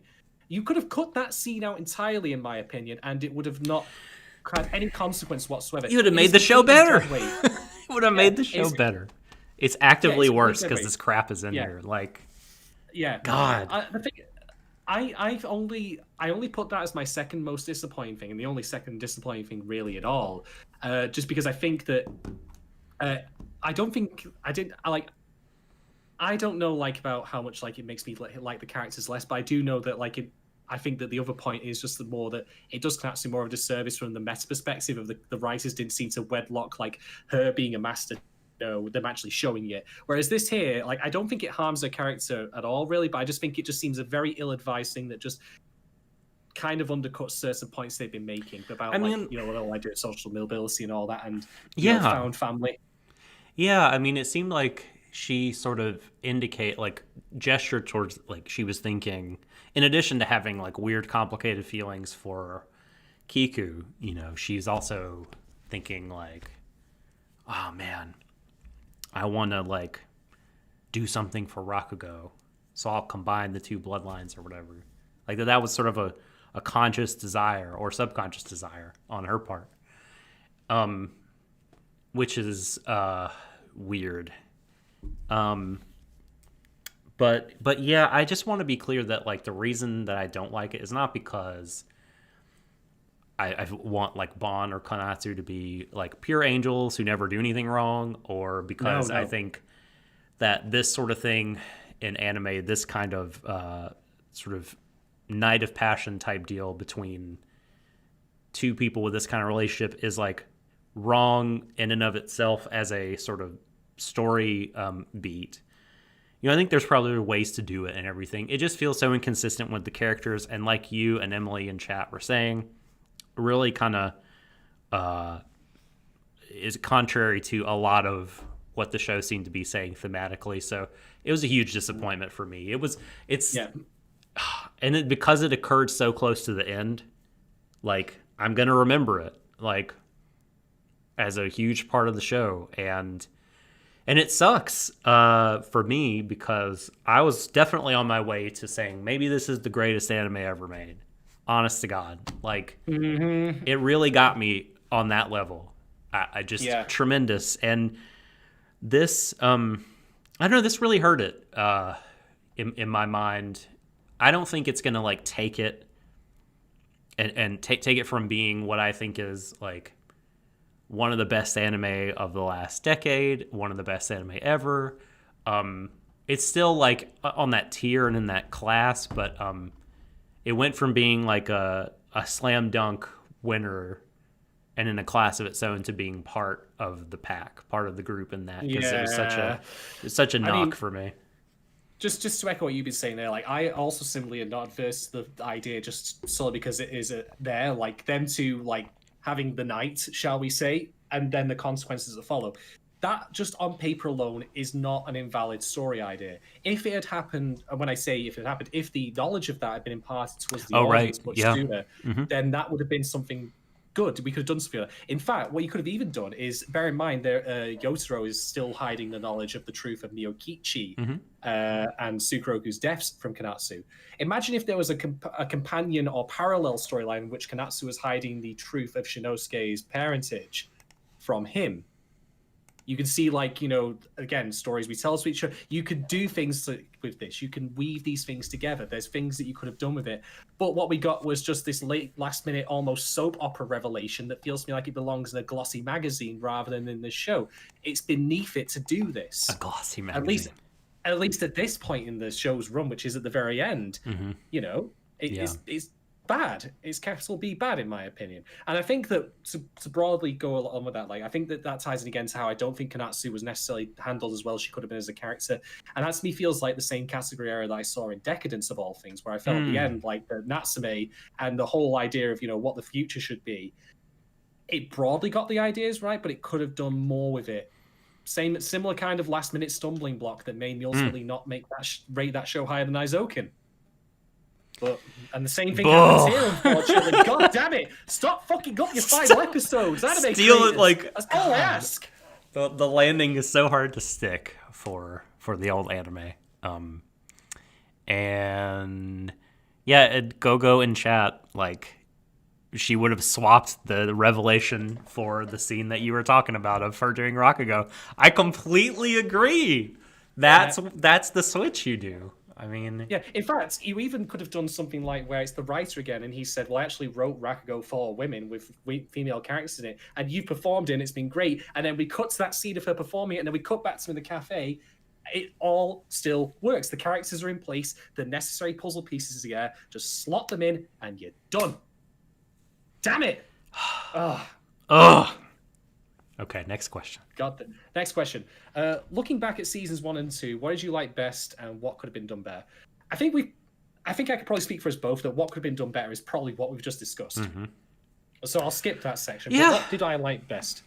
Well, let's put it this way. When I went into Rakugo, I had this idea of it's just going to be a bunch of performers doing Rakugo, and the stories themselves are going to be why we're doing this, and that's going to be it. Like, we'll get a new Rakugo piece every week. And it'll be really well animated. It'll be really cool depiction of this Rakugo story, and then that's kind of it. No, not so. What this show did, which I found really, really amazing, is that for one thing, we got a deeply compelling personal narrative for its main characters. A cross-generational narrative, no less. We got to see the fullness of their lives. We started from them as children and ended, at least in Bond's case, with him as an old man. And we got to see the shifting of the times that followed through that as well. We got to see how times changed for better and for worse. And indeed, that plays into a little bit of his nostalgia when he's in the afterlife and he goes to that theatre and he says, there's no electricity, there's the gaps in it where the chill comes through. The little things, the little imperfections that still give a thing a certain sense of unique atmosphere. There's nothing quite like it. So we get that, but then we also get what to me is almost a kind of perfect roast, if you want to call it that, of Rakugo as an art form, because it very much celebrates its strengths as an art form and does so through the ways that anime is capable of doing with composition, storyboarding, camera angles, sound, you name it. Like, it does all of it. We've talked about this at length in all of the episodes we've done about how all the Rakugo performances, when they're really going, they get you involved in it because of how they do all this dynamic editing and such like that, where it comes to close-ups of people's faces and cut away and all that. The brilliance of the voice acting as well, all of that stuff. So it argues for Rakugo as an art form, but it also makes very clear that Rakugo itself absolutely did need to change. It manages to have its cake and eat it by saying, this stuff is great, but it cannot stay as it is, because the times do change. They enforce change on us, and there are things that, it should account for, like letting women take part in it, for example. Getting, female perspective, get female performers in it like that, Also how, although it was willing to let someone like Sukeroku come into the family who was just a poor pauper boy, it still had these hard, rigid rules that it wasn't willing to let him, bring about the change that he felt was necessary to ensure the art form's survival. Like, it's a kind of hypocrisy where it will allow anyone with the right talent to come in, but it will then not allow them to exercise that talent to evolve the art and make it better. And I think also what struck me is just how well it handled Bond's decline, if you want to call it that. it's the point where it really hurt me. I was actually nearly on the verge of tears watching him in the previous set of episodes, because it reminded me, as I mentioned, of my own grandfather before he died. And I think that whatever else I might want to say about the show, the fact that it affected me so is certainly something that I won't forget about it for that. I did not expect any of this going into it. I just thought, series of compilation Rakugo stories, it'll be cool, it'll be good. Because all I had was that this show was like a legendary show. It was really good, as you say. I had no idea of the content of it, so I kind of came with my own expectations, and they just completely and utterly got trod underfoot because it gave me so much more than that. Boy, I mean, it's hard to just not go, ditto, or what that guy said. Like, because you, like, I mean, you nailed it. Like, I don't know if I've ever seen anything outside of like a book or even a book series like make me feel like I really had gone on a journey with a character through their whole life from beginning to end, like, and gotten not just like the high points or whatever, but like really a sense of the fullness of their life and what they accomplished and what they meant to other people and what was important to them, and you know how they think they failed. And I mean, and Bond just had such a beautiful end. Like you said, he got to like leave his life with dignity, and before that, you know, he got reconciliation that he needed. And then just this kind of beautiful depiction of the afterlife. Like, and you feel like by the end of it, you know, when he does the pinky promise with Sukaroku, like saying, you know, we'll see each other again, like you'll get money and you'll cross the river, like that, you know, he got to have an amazing life. He got to be rid of the guilt that he bore and have this performance in front of his family, the people that he cared about the most in the world, really fully lean into it with everything without all the conflicting feelings or the feeling awful about different things. And then he gets the promise of getting to spend the rest of the afterlife with his friends, the people that he loves the most. And like, I mean, that's all you can ask for. And I think seeing everything he went through, like, you just can't help but feel like he deserves this, because, you know, he didn't always make like the right choices, but like he just always seemed like such a genuine good person. And it's just really amazing to like follow that story from beginning to end and see the people change around him, like see people grow older, see people die, see people be born and then have kids of their own, see throughout the 20th century the nation change, like the wardrobe and the music and the decor, the technology, you know, because if you have a fucking iPhone at the end of it, and like, you know, at the beginning, it's very, you know, traditional. It's like early 20th century stuff. And I don't know. It was, and then it was just so many beautiful moments and scenes along the way. And I mean, there's a lot of specifics I think that are still left for us to talk about. But I guess, yeah, thinking about what I liked most about the seasons, it was just that feeling of following a life of like a real person from beginning to end. It felt like a story, but didn't feel like a story in a way that I don't know if I'll ever see like another anime capture that. I think it's a much more common kind of feeling when you read a novel or series of novels. I agree. I mean, I said before, like, that this show emotionally affected me because of how it relates to my own experiences with my grandfather, but that's not the whole story. Because, again, a part of it for me is also that we have been with this character for so long, both in terms of number of episodes and just simply the duration of his life, that to go through everything that we've seen and then to see him have his end, it's something you don't often see in a lot of, like, how many shows, for example, do we know of where the characters just go off into the sunset and that's it? You know, we get to see the entire thing, basically, save for his very earliest years, which aren't, strictly speaking, relevant.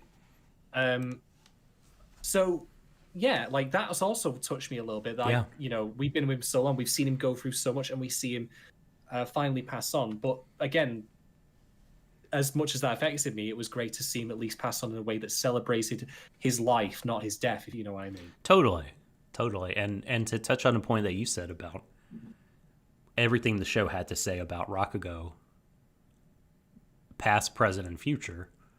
I mean, and you've brought this up before, but just to reiterate, I mean, the fact that this show exists is like a meta kind of commentary on that, you know, of Rakugo, you know, being put into different mediums to broaden the audience and increase the exposure. And it created a really interesting metatextual discussion, I think. Like, you know, a story about stories, you know, a medium showing the audience, I'll give it, you know, all that sort of thing that is present in other shows, but really was a focus here, I think. It also originated as a manga as well, which I was thinking about that earlier today. Like, can you imagine what the Rakugo scenes must have looked like in a manga where it's just strictly single panels?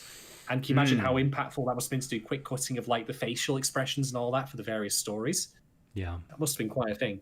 But like, even then, just by the manga existing, that is also another way of, you know, because I wouldn't argue the manga is strictly speaking aimed at the, from what I know, and I, of course, again, come from the prefecture of Salford, so don't take what I know as gospel. But I can imagine that manga is not a medium that would be, you would find a lot of appeal for older Japanese men and women who might otherwise like regular traditional Rakugo.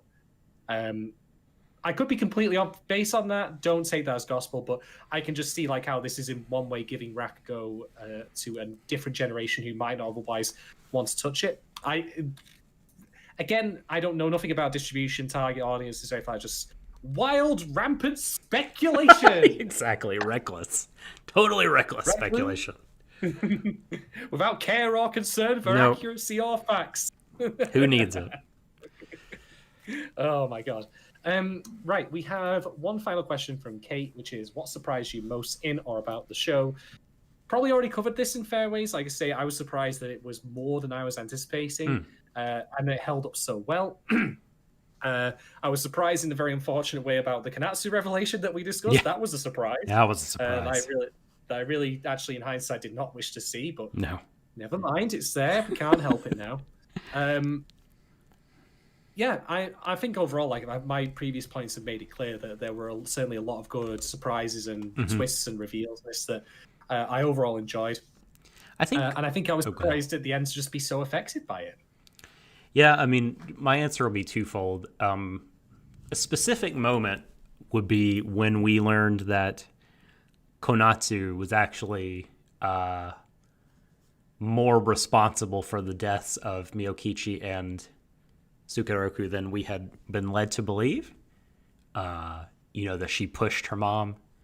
It was a very shocking revelation to me because, I mean, that they would have that in their back pocket and play it at just the right time, I felt like, where there's still time to explore the kind of repercussions of the revelation, but like, what a way to recontextualize everything. I mean, and you know, we've already been, like you said, with Bon for so long that to get this stunning revelation so close to the end of his life allows us to see him so differently in this different side of him. He truly was an unreliable narrator. It's true.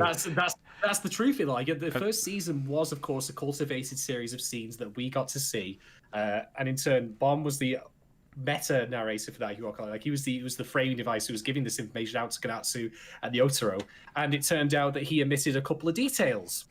Yeah, bastard. He did, and I understand why he did, and everything like that. It was like just phenomenal. Like I loved him even more after that, and I think in terms of overarching, like what surprised me about like kind of my whole experience, just that the show kept getting better. I thought, because I thought, you know, I had seen season 1 before, and I was thinking season 2 would be as good, or you know, maybe I didn't know it would get better, but like, I mean, it really did. Like, and that's not to like say season 1. I wouldn't call it like quote unquote worse. It's just like it just keeps building on itself.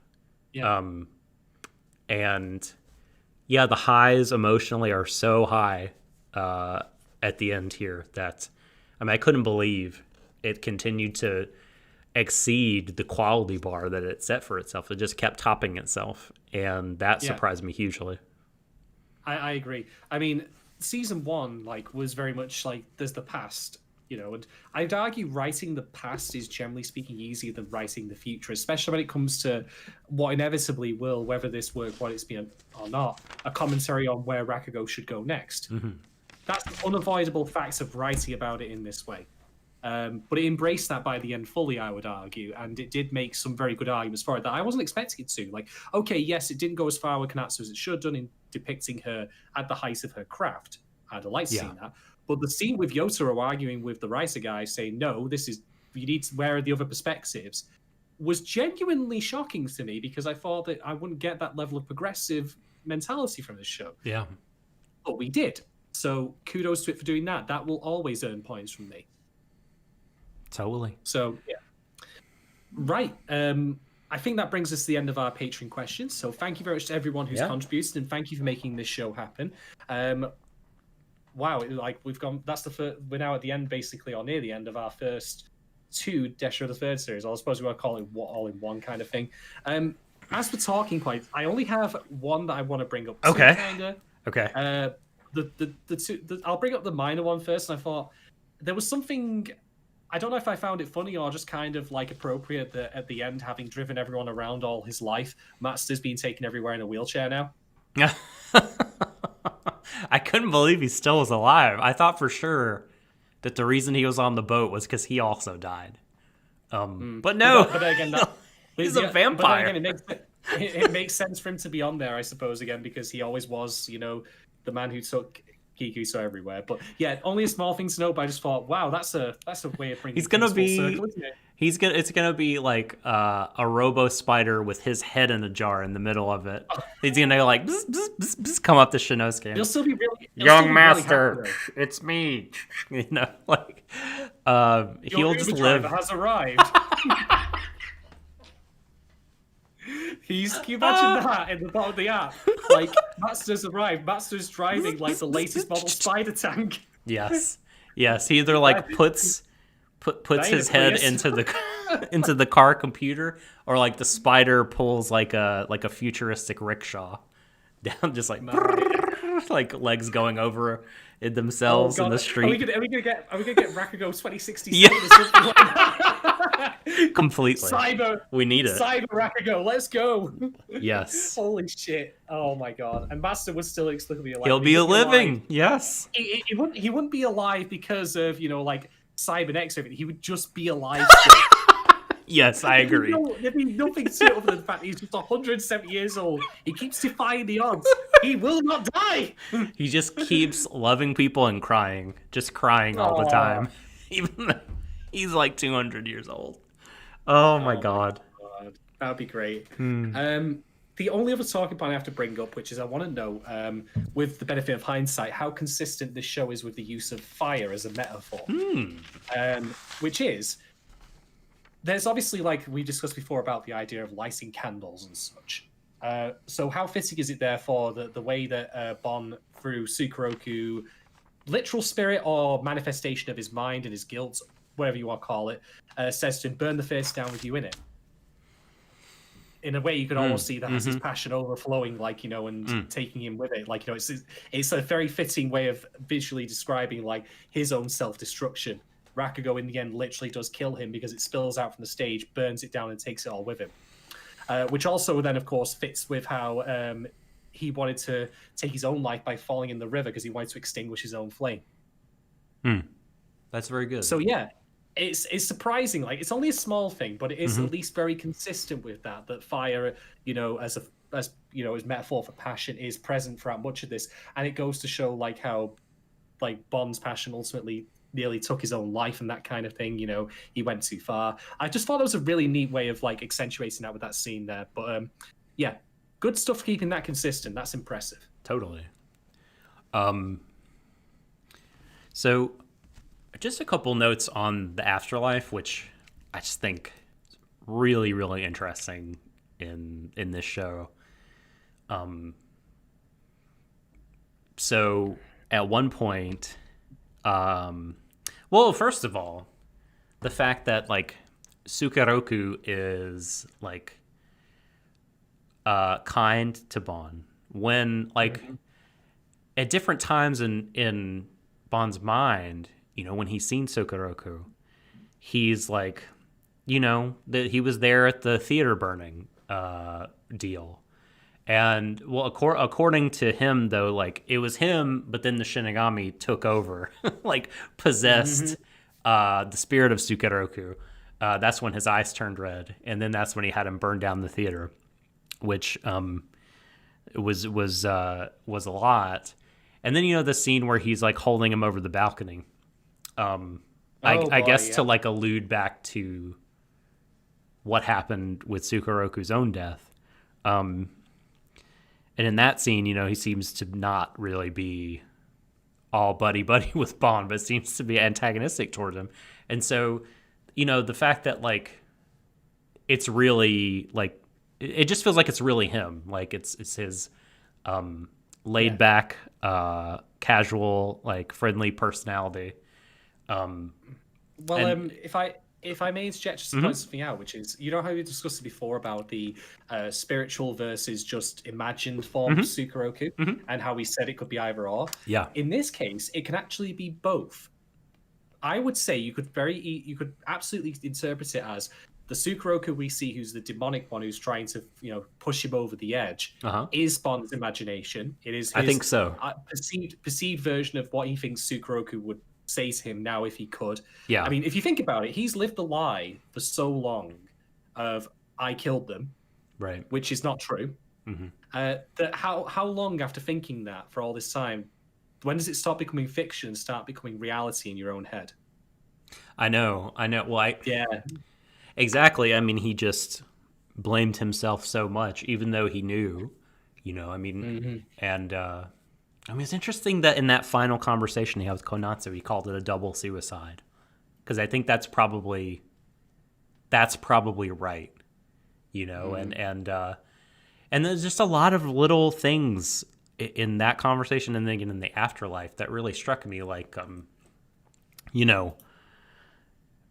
it makes you wonder, like, what's real, what really happened, because different narrators have different things to add, because. Sukeroku says that his stabbing was, we had talked about it, and I think I had concluded last time that, like, it was malicious on Miyokichi's part because she was, like, just kind of freaking out. But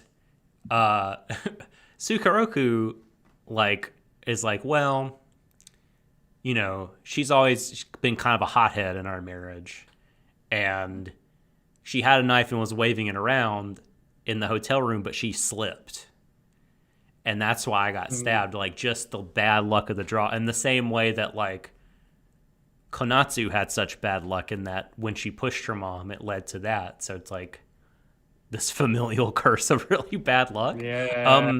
But that was just an interesting revelation. But then you have Miyokichi like acknowledging Sukeroku for the first time, even though, like, their relationship is still, like, they're together, but, like, in some ways, it's hard to, you would think that they don't really like each other, like, because she's just like, like, stupid husband, like, go spend some money and get drunk and leave me alone with my Kiku to talk to you or whatever. But then the only time we saw them together in the original season, or one of the only times we saw them together, when they're lying on top of each other, and even then there was. I didn't get a single sense of, like, a connection between the two other than purely physical. Yeah, I mean, like, if they were husband and wife, it definitely was not, it was a hollow marriage, let's put it that way. I mean, she straight up admits in this set of episodes that she had Konatsu for revenge. Like, that was the reason, like, a revenge baby. But, she's revenge baby, but she's still my child. Baby. Yeah, that's what she was. But she's like, but she's still my child. She's still my child, and so I had some feelings for her and everything. But she recognized what I was gonna say. She recognizes the goodness and kindness of her husband. There's that really nice scene of, he's listening around the corner is Sukeroku, and Miyokichi's like, look at this guy. He knows that it's been longer than 30 minutes I asked for, but he's still not going to interrupt us. Like, he's really a kind man. And I'm like, you're damn right he is. Like, please, thank you for acknowledging him. But probably, I don't know, maybe the most interesting, like, little tidbit that we get in that portion is Miyokichi. Let me find it. What does she say? She says that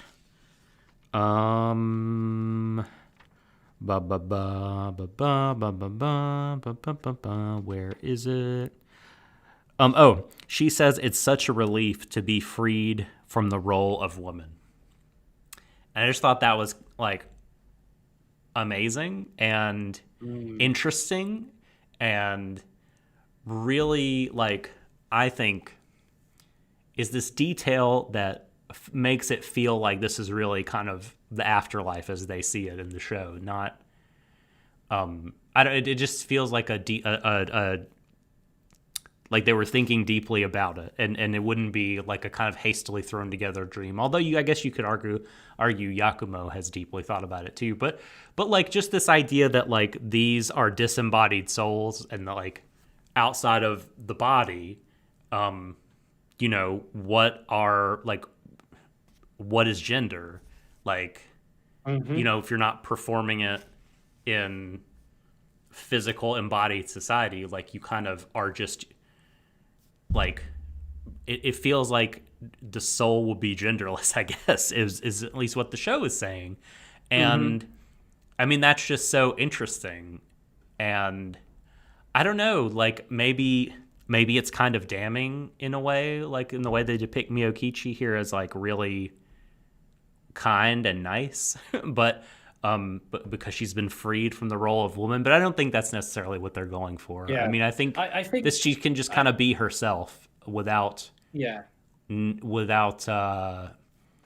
kind of needing to appease other people or feel like she needs to play some sort of specific role that's expected of her. Yeah, I think there's a couple of things to take away from that line. One of which is that, firstly, I think that if you frame this as being from Bond's perspective, that it's his imagination that's conjures this up, and not strictly speaking a more objective spiritual realm, if you want to call it that. I think first off, I think it's his perspective, therefore, that he might not even have necessarily realized it while he was alive. But I think that then for him places the blame of her downfall squarely on society and not her herself, because he sees her as she would have been had society not put her in the awful position she was in. Exactly. And this is what Emily is also saying in chat, and I think we talked about this at the end of the last stream, that like you could kind of see her as like karmic retribution for like what Japan as a nation had kind of done to its women over the decades and longer, right?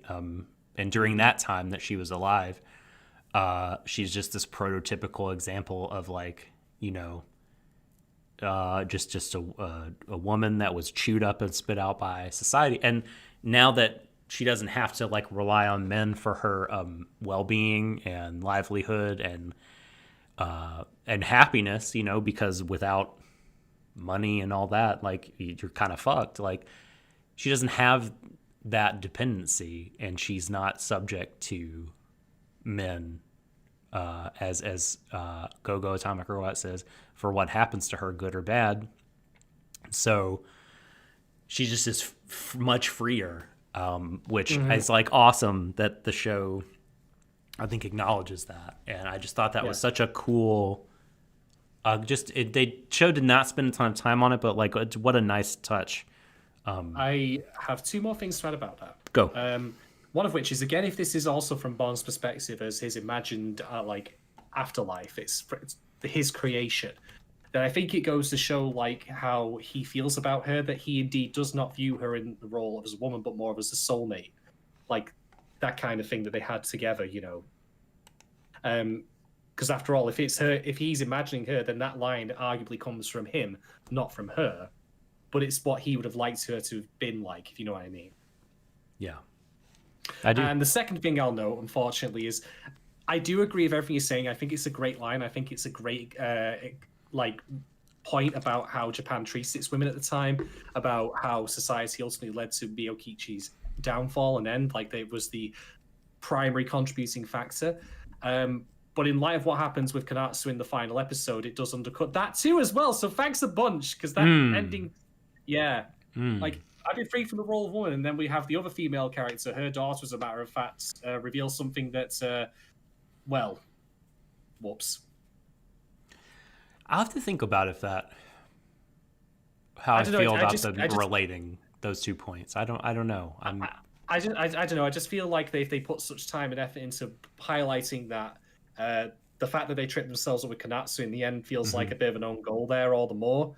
But that's only minor. We've already discussed the Konatsu problem, and that's the problem is a problem in of itself. This moment here is more just it's in the light of this later on. It feels like, whoops, we didn't think this one through, did we, fellas? Yeah, I mean, I don't mind her having, sexual urges or sex or hell no, whatever. I mean, I think it's just the character inconsistency. And then it's funny, speaking of the afterlife, like Gogo in chat was saying how if that happened, how the hell did Miyokichi not bring it up in the afterlife? You banged my daughter, but you wouldn't bang me. How could you? And Sukaroku is just like, yo, like nothing's changed. No, he wouldn't do. Look, right, that's his daughter. He would not say that. I know. No, he would probably punch him. I mean, can you punch a ghost? Can ghosts punch each other? These are the questions of our time. They seem to be in a very forgiving mood, but can ghosts punch each other? That's yes. Mob Psycho will give us the answer. Holy shit, that's a thought, man. So those are the things I wanted to. Yeah, I loved that whole part of it. Like, we got to spend so much time with the reconciliation. It felt like, yes, like they know how important it is for these characters to, how important it is for them and for us that they get. I don't know that they get that there's acceptance and forgiveness and integration and all this sort of thing. Like, that was needed. Like, it was so good. I don't know if it worked for. I don't know if it would work for every show. I don't necessarily want to see the afterlife of every protagonist or whatever, and like how they kind of. It needs to be earned. Yeah. I think. I agree. I absolutely think that Bon earned it in this case. Totally. So yeah, I would agree. Yeah. Okay. I don't have any more talking points, so if you've got any more to add, Doc, chuck them my way. Just highlight a little piece of wisdom from Yotaro, because we haven't really talked about him much, and again, he's one of my favorites in this whole show. Even though he's only around really for season 2, I think he made such an impression on me. Such a good boy. I mean, and it's funny, like, the writer guy Sensei, who is wanting him to like do these new stories. When Yotaro refuses, Sensei says, "You'll never surpass your master this way," and Yotaro says, "That's fine. Like, I like the view from behind him just fine." He says that a master, in his opinion, is not someone to be surpassed. You're not in competition with them. You're walking a different path. You're just going in the same direction. You're like kindred spirits on a journey. Sorry, go ahead. The way he describes it, I think, is a perfect way of looking at it, because there was a lot of discussion earlier in this season about you got to find your own Rakugo. So it's very strange that the writer would then bring up like, hey, you got to compete and all that, when it's not competition. Yeah. Not every piece of music written is of the same genre. It's not like people are trying to compete on the basis of we're going to do the exact same thing and try to be better at it. We're going to put our own little spin on it, and that to me would be more appealing that way. Like, otherwise you just have people doing, well, basically the exact opposite of what Rakugo needs to do, which is rigid adherence to existing styles, existing ways of performance, existing works, no evolution. It is just simply a competition to be the best at this particular thing. And that would be great if Rakugo were a sport. I mean, I'd like to see Olympic Rakugo where there's just two people yelling at each other from across the stage. That'd be great. But Rakugo is not a sport, even though they do have fans they could like use for something. I don't know. Make them into metal and like use them to send ping pong balls back to each other while they're like yelling a story out. I don't know. But yeah, Rakugo, not a sport. So Yotaro's like understanding there, like that, hey, I'm just going in parallel. Because he'll eventually in turn, he'll become a master as he does, and then there'll be people who follow him. They'll be inspired by him, but they shouldn't choose to completely imitate. They should learn and be their own thing, You don't want to go, for example, to watch a comedy show and have everyone do the same performance. No. It's me, the one who surpassed Jerry Seinfeld. You don't want that. What's the deal with cybernetics? No, like, and the final point I want to make is I thought, like, just the actual end of the show, like the last scene and then the credits and stuff were just, like, so fucking emotional. Like, the credits had snippets of all of the main characters doing their Rakugo, which was like, I mean, perfect send off.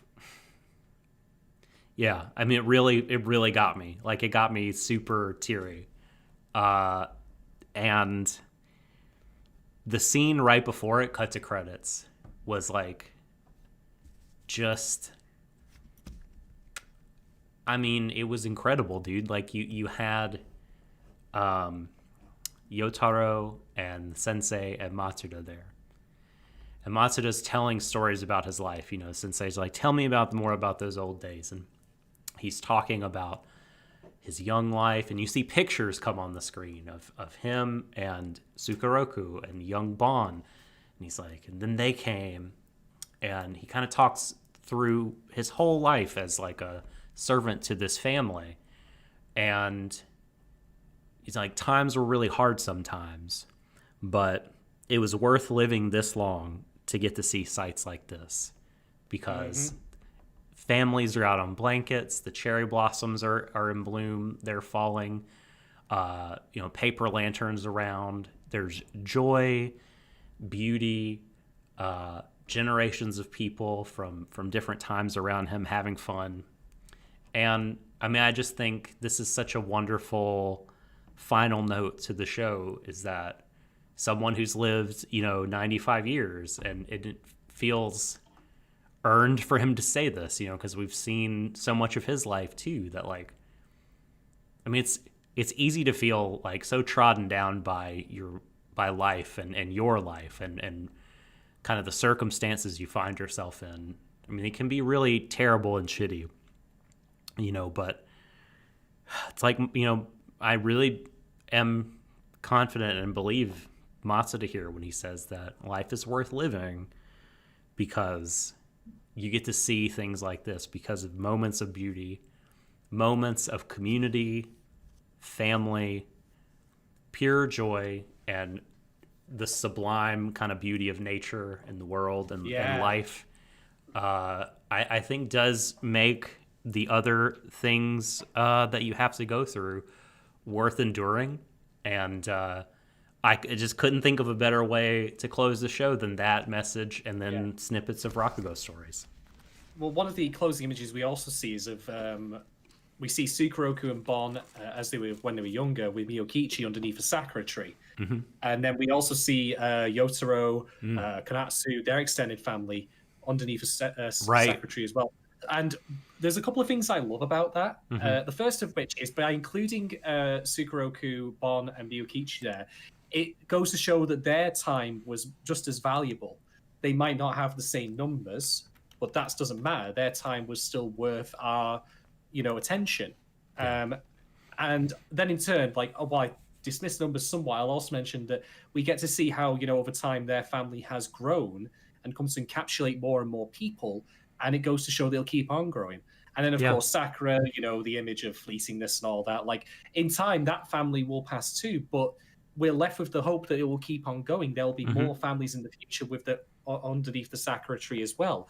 So I really liked that because it didn't devalue the past, but it also in turn, made sure that we thought, hey, there'll be many more futures ahead of this particular group of people. We won't see them, but we get to imagine them, and we know that they'll keep on going, and that's great.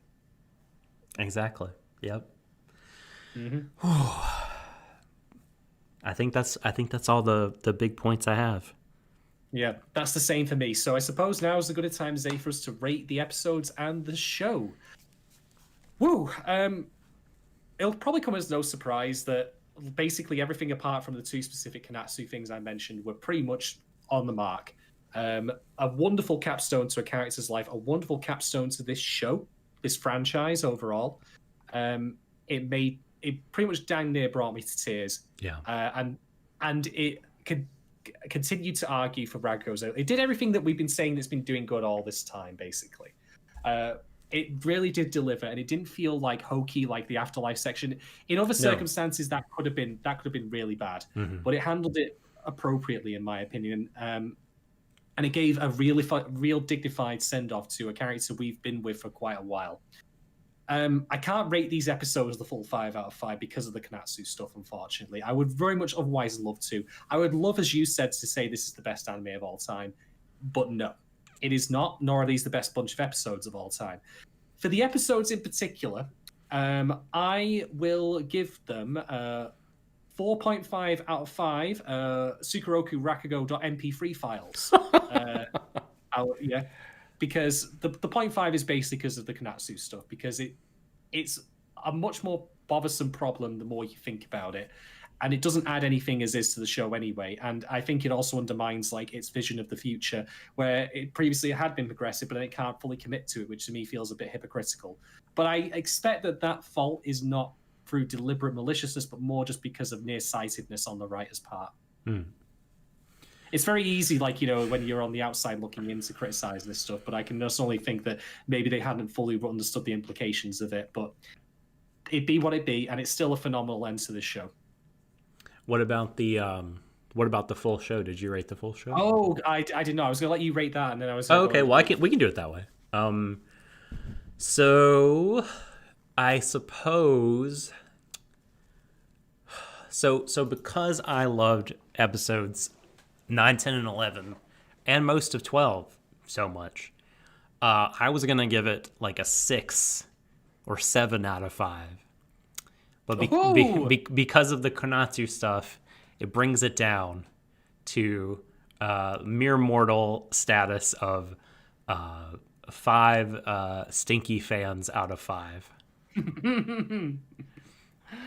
For all the reasons, all the good reasons and bad that you said, and that we've spent 2 hours talking about. It's these episodes are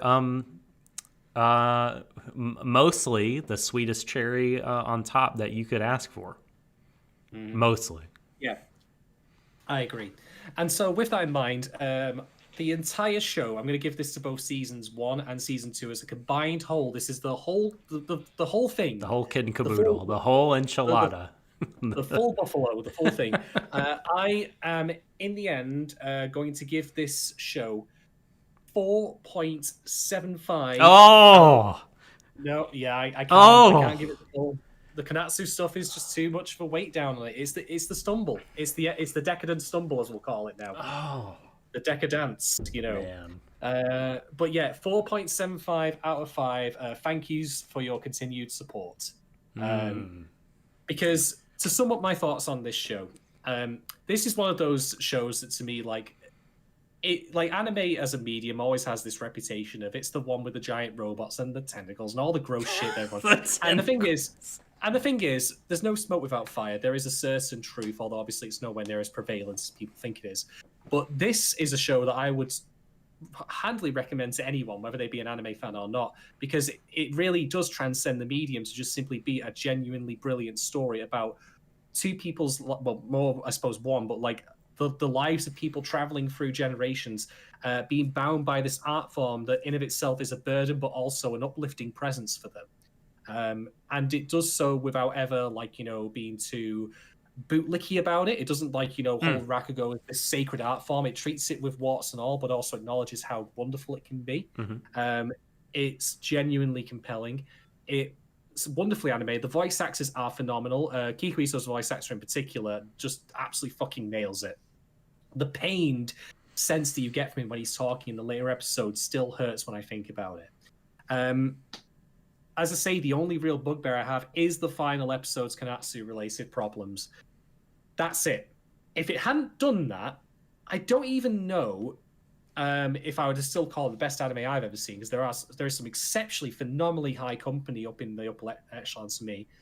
Penguin Drum, Utena, even Decadence is up there. Aizokin, you know, they're all up there. It's a crowded top. It's a crowded top. You know, the peak of the mountain is pretty busy, shall we say? But it's certainly pretty damn close. And yeah, I think this is a fantastic achievement for the creators. And yeah, I really don't have much more else to add other than that. I could teach people with the show, and I could certainly wholeheartedly recommend it to them as just a work of entertainment they can enjoy, whether they like anime or not. So I'm going to give the whole thing 5.5 burning theaters out of 5. Oh, whoa. Breaking the scale. Was the 0.5 because that particular theater had already burnt down sufficiently, so there was only half of it left? Exactly, yes. That's just the frame. 5 full and then the frame. Yeah, this is an amazing show, and I think that there's nothing else like it in anime. I think there's similar stuff, but I don't think there's anything quite like it. I think it's an achievement. I think it gets you to care in ways that I don't know, I just haven't really seen before. Care about the characters, specifically Bon, because of, you know, getting to follow his whole life. It's a multi-generational story that is done really, really well. Gets you to care about this art form. And like, you know, you talked about how it treats it, which is really mature and smart. And it just genuinely moved me, and I felt like here is a story and a set of images that I'm never going to forget. You know, and I really like a lot of things. I like a lot of things that happen to be forgettable. I like a lot of things that parts of it endure over time. But this is just a thing that, I don't know. It's not really something. It's just this singular thing. Like, it's great, and it's just the whole of it is great.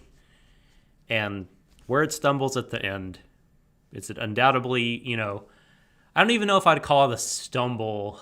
It's like kicks its toe on a rock. For sure. That'd be pretty painful. I don't know. It did. Yes. But like, I think the goods of the 23 and a half episodes, like, or 25, no, 4, whatever it is, outweigh like that part in terms of the company it keeps, like you said, on the top of Mount Anime. I think it's definitely on my anime Mount Rushmore. Nice. I think, yeah. Who would be the face? Who would be the face? Would it be Bon or would it be Sukeroku? It has to be Bon. Or Yotaro? It has to be Bon. It must be Bon. Would it be Scowly Old Man Bon or would it be Young Bon? It would probably be. I'm just imagining Bon's voice actor saying, "Why am I on this mountain?" I didn't ask for this. Just like, oh, you young people wanting to put me on a mountain. It would probably be like middle-aged, glasses-wearing Bon to split the difference. He's up there next to Cheryl, no. Her face. Oh no, Cheryl's hair is flying in the direction just over his face, and so he's just got this disgusting, get out of my face. He's like got a fan trying to, you know, shield his face from the hair. Oh man, but I don't know. It's remarkable in a way that I don't know how to exactly put my finger on it, because it doesn't feel cheap or disposable. I mean, it just feels so real and grounded, even though it has all the supernatural or spiritual stuff. But like, that is, I mean, it just feels legitimate. It doesn't take away from those things about the show, and it's a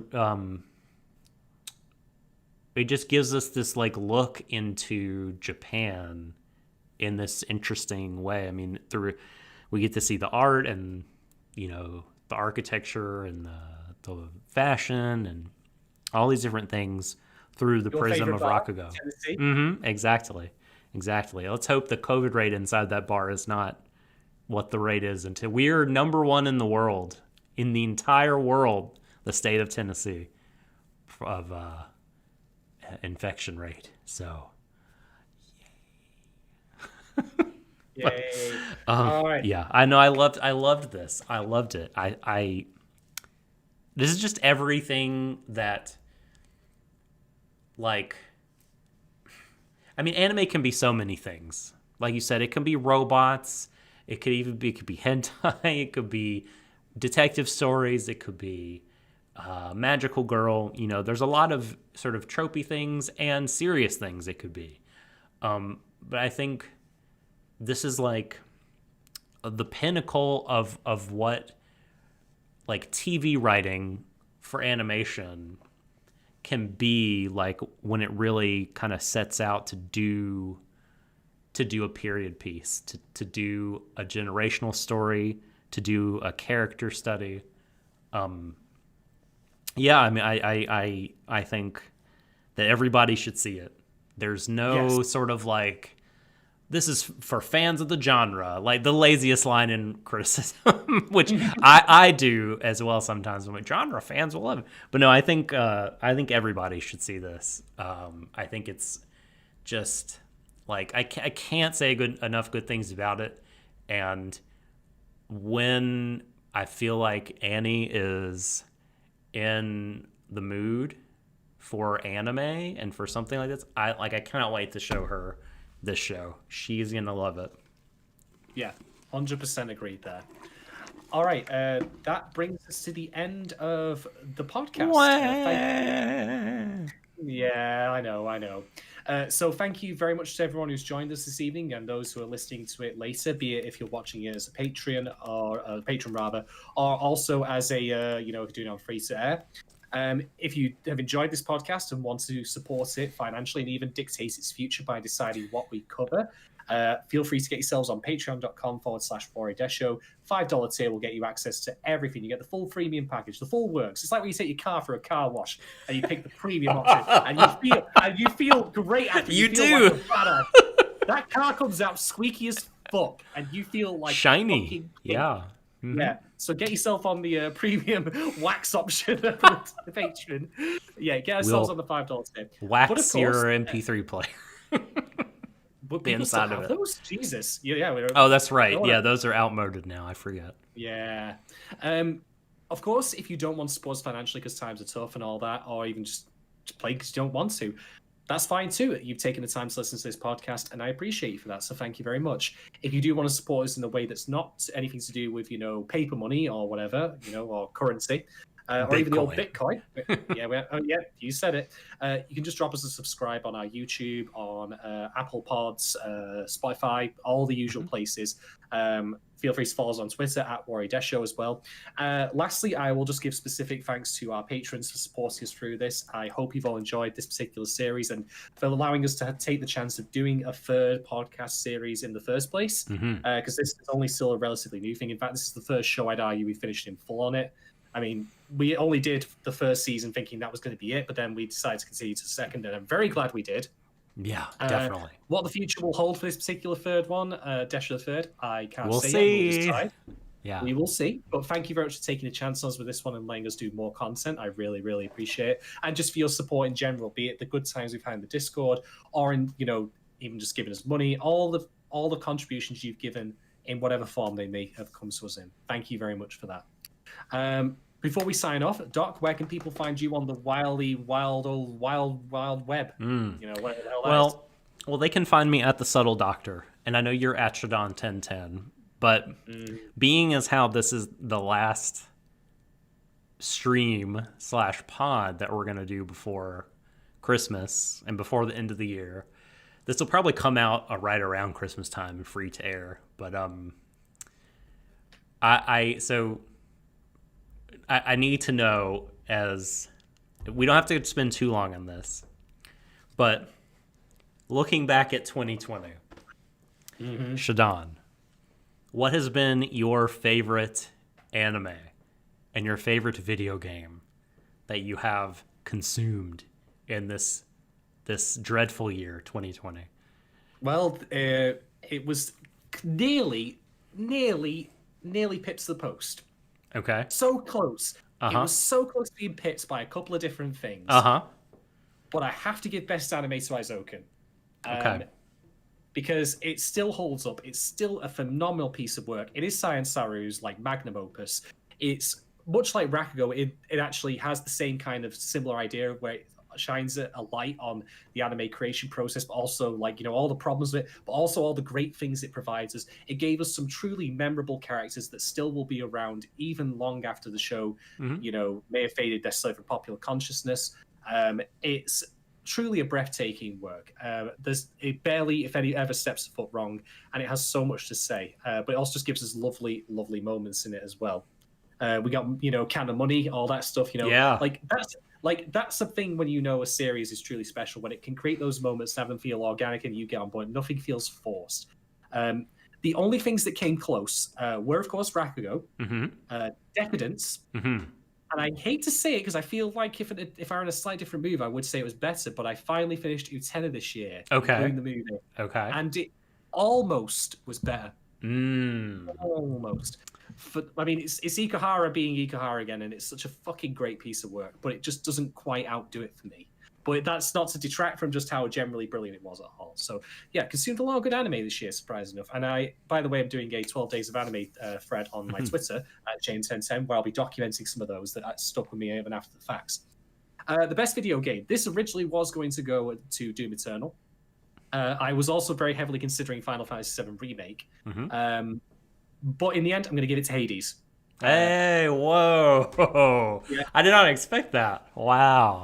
Supergiant's little roguelike that can. For a couple of reasons. One, because it legitimately has my time. I mean, you get like these Steam reviews, like 1,600 hours on record, don't like it. Like, bullshit, you fucking like it. You're a liar. Garbage. You're lying to yourself. And so therefore, I can look at, you know, the amount of time I spent playing it and think, I enjoy this a lot. I'll pop on occasionally and just do a quick run of it. Like, I can do it in bite-sized, digestible pieces.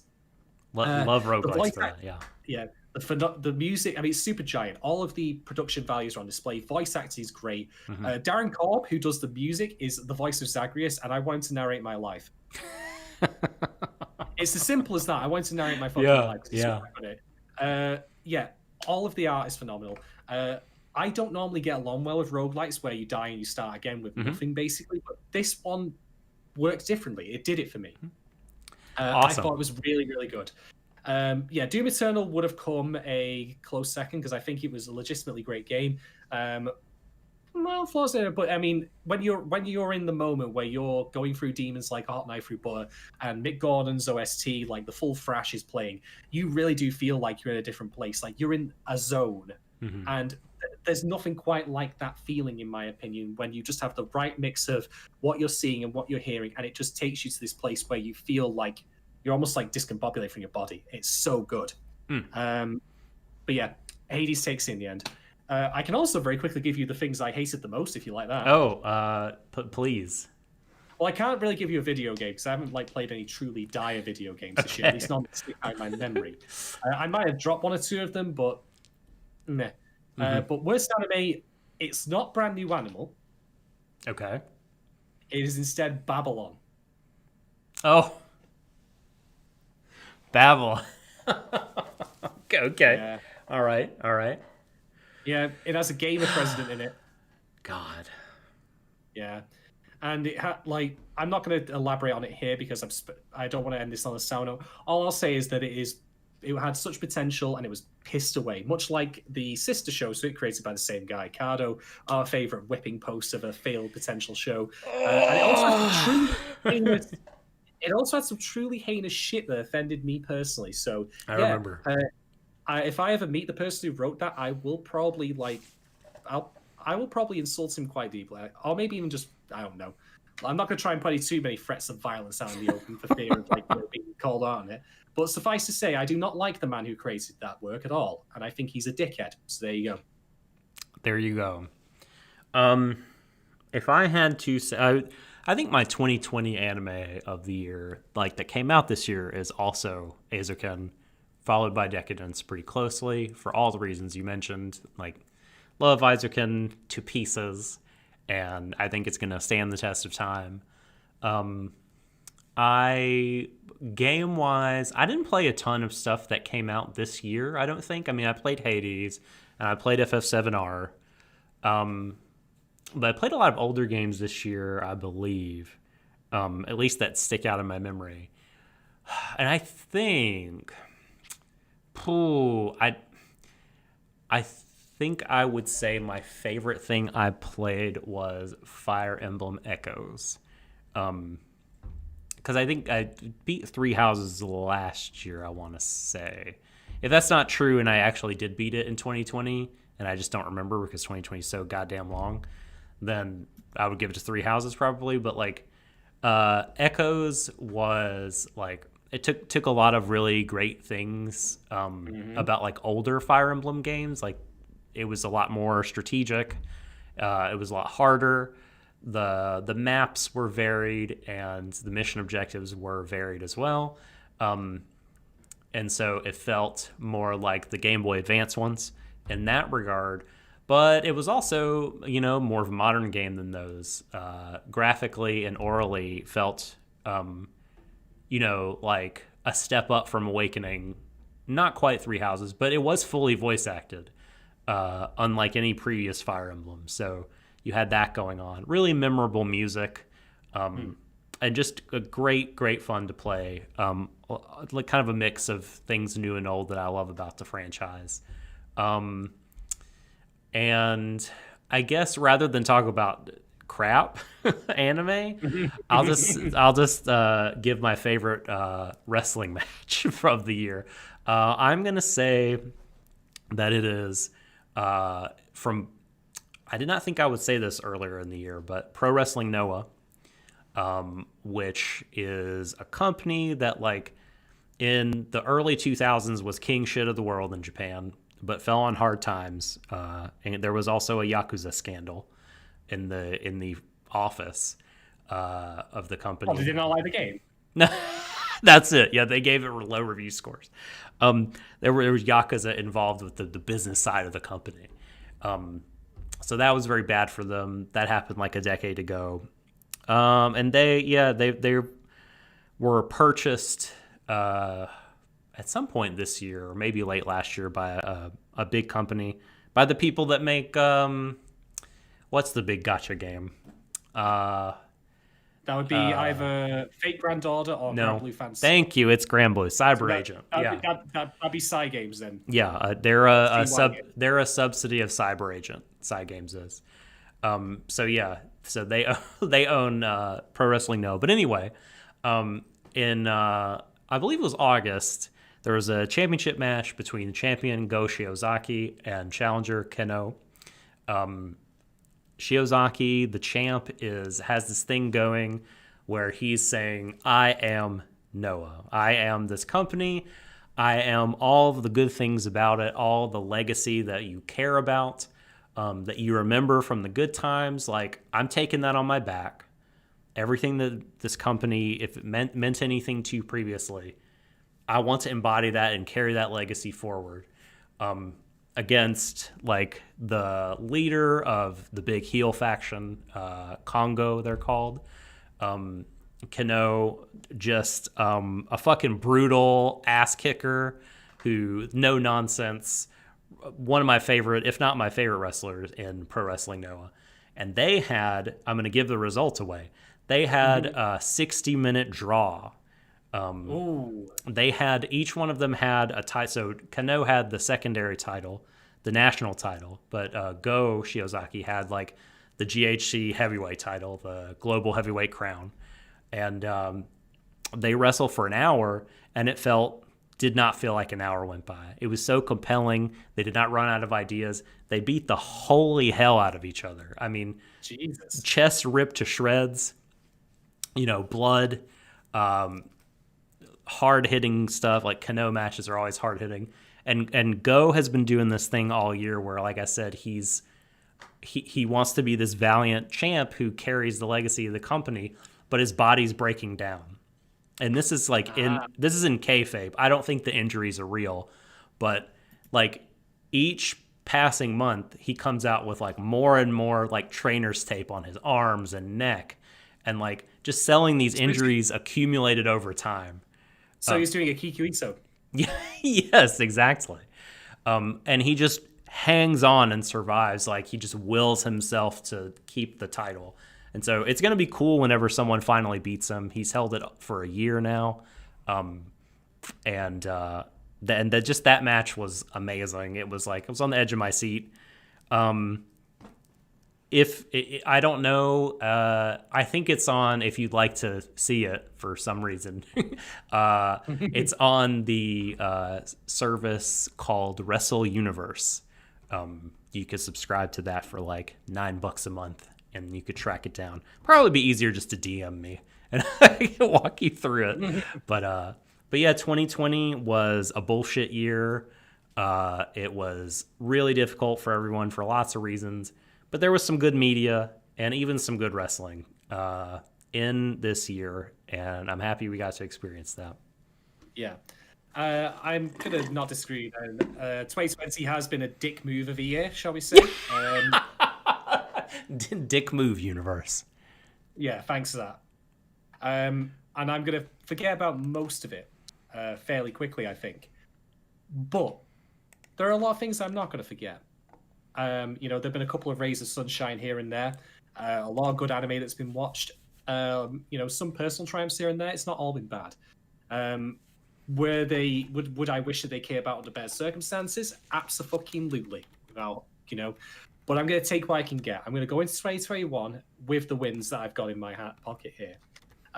Indeed, one of which is mentioned that we had our 5th year anniversary recently. We did. For 5 years. Holy shit. Isn't that crazy?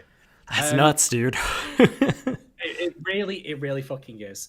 So all I'll say before we leave is Merry Christmas, Happy Holidays, however you choose to celebrate the Queen period. I would ask that you do so safely, with a care and consideration for others. I know, for example, in the UK that people are being allowed to be over households over Christmas. I am going to do that. I'm not going to pretend I'm not and then condemn people for doing it. But I am going to just say that if you are doing it, have a care to the people. Be safe. Do everything you can within your power to look after people, not spread the virus, all that stuff. Do what you can. Make the best with what you're given. I know it's difficult. I know it's not easy for everyone. It's certainly not equivalently difficult for everyone either. Some people have very little this time of year, but I only hope that everyone has the best time they can do over the holiday period, given the difficult circumstances, and stay safe and healthy. We will, of course, be back in the new year to do a brand new lineup of shows for all 3 of our mainline podcast series. It's going to be an interesting time. There's some sequels coming out that are definitely be worthy of our attention. I want to also very quickly... I was just going to say, we have to also... We'll finish up Akudama Drive. Yes, you're right. At some point, I mean... still, TBD, I mean... Maybe... Yeah, if we want to live stream it, which I guess we do, we'll need to wait until next year. But maybe we could... If we feel like we want to get it out there, we could just podcast it and throw it up on YouTube as just audio. We'll see. Watch the Twitter account for details. Keep your eyes peeled. So we'll see what happens next. But yeah, I also want to very quickly thank all of the guests we've had on this year. Yeah. For example, Mark and Emily Rand, amongst others. Alexander, thank you. Yeah, good old Alex. Mm-hmm. Yeah, absolute delight to have them on as always. With that, I'm just going to say again, farewell, stay safe, take care, happy holidays, Merry Christmas, Merry Mega Christmas, all the good shit. Yeah. From myself and Doc here, I will also say, I'm going to forego our usual send-off just to do something a little bit more, relevant to, Rako. Just say, we thank you for your continued support. Take care, everyone. Merry Mega Christmas. And bring back the brother.